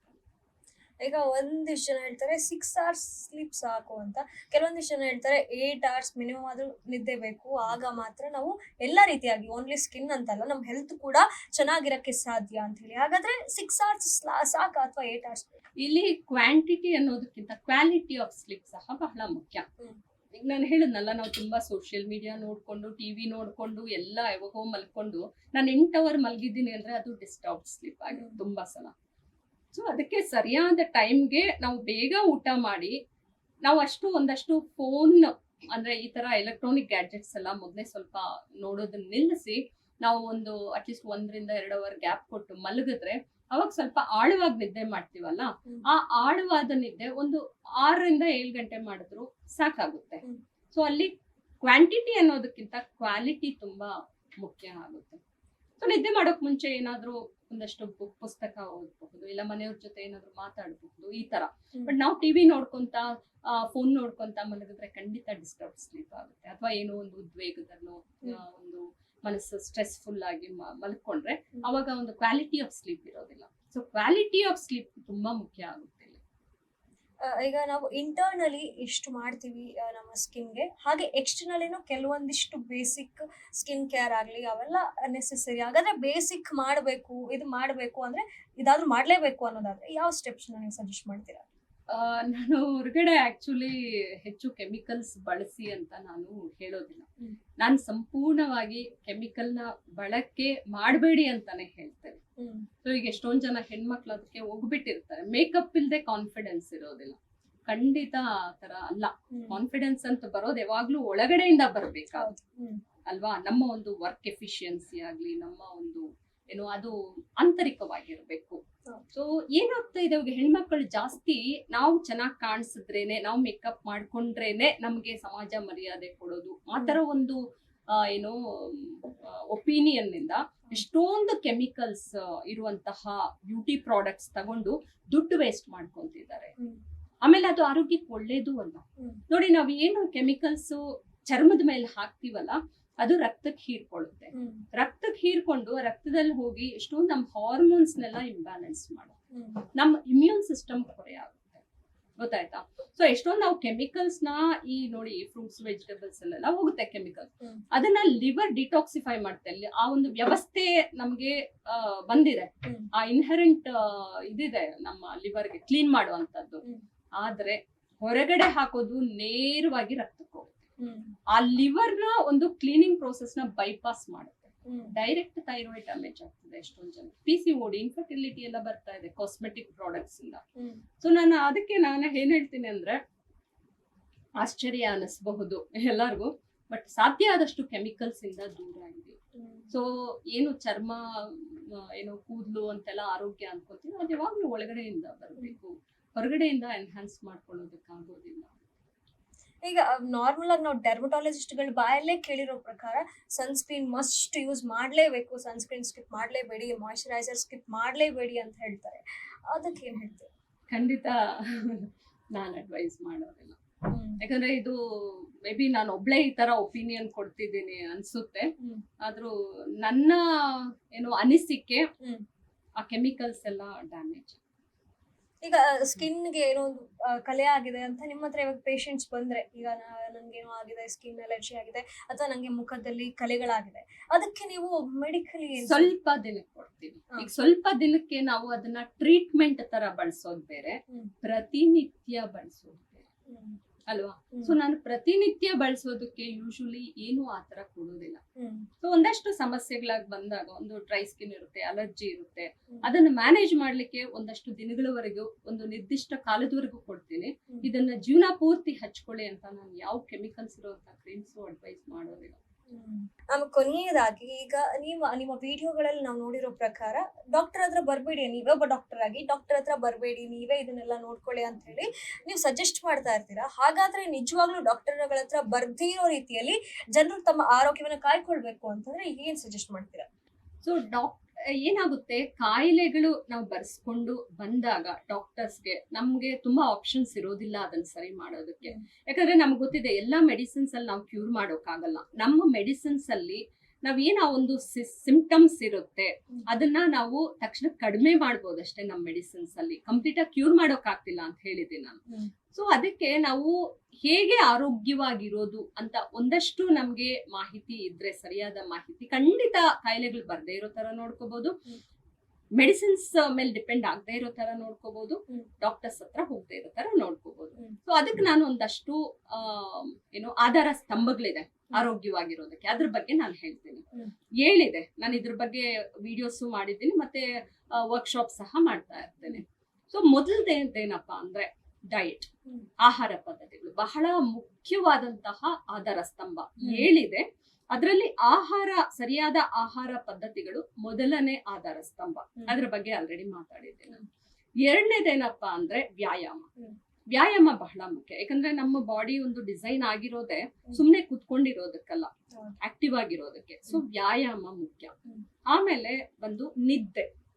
ನಾವು ರೆಸ್ಟ್ ಮಾಡ್ಲೇಬೇಕು, ರೆಸ್ಟ್ ಕೊಡ್ಬೇಕು ನಮ್ ದೇಹಕ್ಕೆ. ಅವಾಗ್ಲೇ ಲಿವರ್ ಹೀಲ್ ಆಗೋದು, ಗಟ್ ಹೀಲ್ ಆಗೋದು, ನಮ್ಮ ದೇಹದ ಇಡೀ ಎಲ್ಲಾ ಪ್ರತಿಯೊಂದು ಜೀವಕೋಶ ರೀಚಾರ್ಜ್ ಆಗೋದು. ಸೊ ನಿದ್ದೆ, ಆಳವಾದ ನಿದ್ದೆ ಬಹಳ ಮುಖ್ಯ. ಆಮೇಲೆ ಕೆಮಿಕಲ್ಸ್ ನ ಬಳಕೆ ಸ್ವಲ್ಪ ಕಡಿಮೆ ಮಾಡ್ಬೇಕು. ಈಗ ನೋಡಿ, ನಾವು ಆಲ್ರೆಡಿ ಪೊಲ್ಯೂಷನ್ ಬಹಳಷ್ಟಿದೆ, ಕೆಮಿಕಲ್ಸ್ ಹೋಗ್ತಾ ಇರುತ್ತೆ ಮೂಗಿನ ಮುಖಾಂತರ, ಬಾಯಿ ಮುಖಾಂತರ. ಈ ನಾವು ತಿನ್ನುವಂತ ಆಹಾರದಲ್ಲೂ ಇವಾಗ ಕೆಮಿಕಲ್ ಬಹಳ ಬಳಕೆ ಆಗ್ತಿದೆ.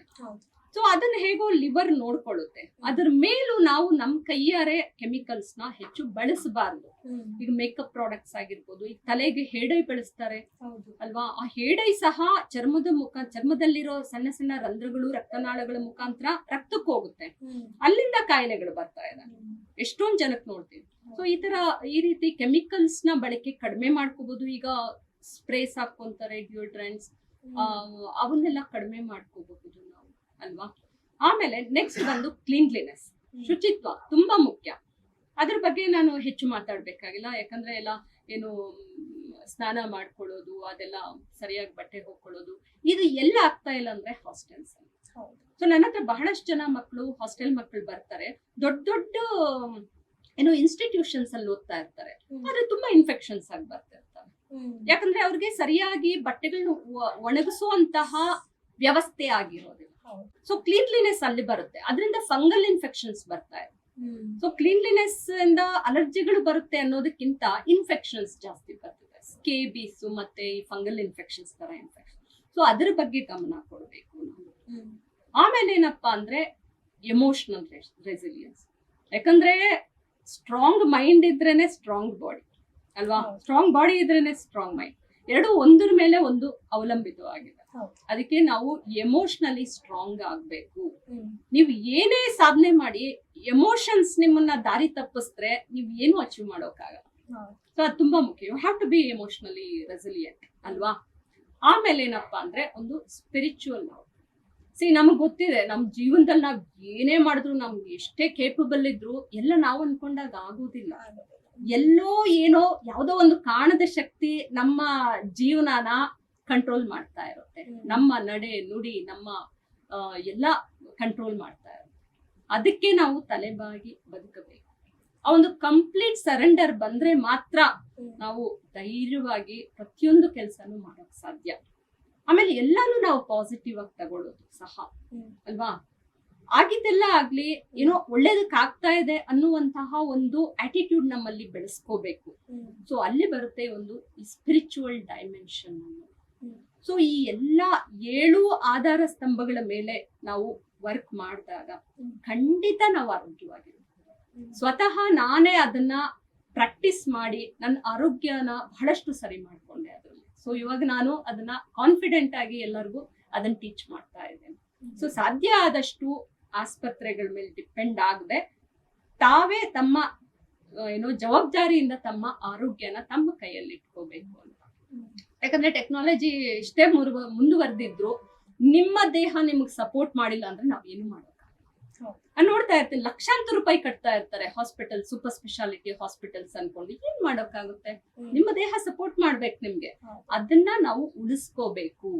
ಅದನ್ನ ರೈಟ್ ಟೈಮ್ ಅಲ್ಲಿ ಉಳಿಸ್ಕೋಬೇಕು. ಯಾವಾಗ್ಲೂ ಎಲ್ಲ ನಾವು ಈಗ ತುಂಬಾ ಜನ ಆ ಮೆಡಿಸನ್ ಈ ಮೆಡಿಸನ್ ಅಂತ ಹೋಗ್ತಾ ಇರ್ತೀವಿ. ಒಂದು ಸ್ಟೇಜ್ ದಾಟದ ಮೇಲೆ ಯಾವ ಮೆಡಿಸನ್ ವರ್ಕ್ ಆಗಲ್ಲ ದೇಹದ ಮೇಲೆ. ಸೊ ಈ ಆಧಾರ ಸ್ತಂಭಗಳ ಮೇಲೆ ನಾವು ಸರಿಯಾಗಿ ಎಜುಕೇಟ್ ಆಗಿ ಅದನ್ನ ಫಿಕ್ಸ್ ಮಾಡ್ಕೊಂಡ್ರೆ ಖಂಡಿತ ಆರೋಗ್ಯವಾಗಿರುತ್ತೆ. ಡಾಕ್ಟರ್ಸ್ ಹತ್ರ ಬರೋ ಅವಶ್ಯಕತೆ ಇರೋದಿಲ್ಲ. ಇಷ್ಟೊತ್ತು ನಮ್ಮೊಂದಿಗೆ ಕಾರ್ಯಕ್ರಮದಲ್ಲಿ ಭಾಗಿಯಾಗಿ ನೀವೇನೆಲ್ಲ ಫೇಸ್ ಮಾಡಿದ್ರಿ, ಯಾವ ರೀತಿಯಾಗಿ ಫೇಸ್ ಮಾಡಿದ್ರಿ, ಹಾಗೆ ಹೆಣ್ಮಕ್ಳು ಆಗ್ಲಿ ಯಾರೇ ಆಗ್ಲಿ ಎಲ್ಲವನ್ನ ಯಾವ ರೀತಿಯಾಗಿ ಪ್ರಪಂಚವನ್ನ ನೋಡ್ಬೇಕು, ಯಾವ ರೀತಿಯಾಗಿ ಮುನ್ನುಗ್ಬೇಕು ಅನ್ನೋದನ್ನ ತಿಳಿಸ್ಕೊಟ್ರಿ. ಹಾಗೆ ಎಷ್ಟೋ ಜನರಿಗೆ ಇನ್ಸ್ಪೈರ್ ಮಾಡುವಂತ ನಿಮ್ಮ ಸ್ಟೋರಿಯನ್ನ ತಿಳಿಸ್ಕೊಟ್ರಿ.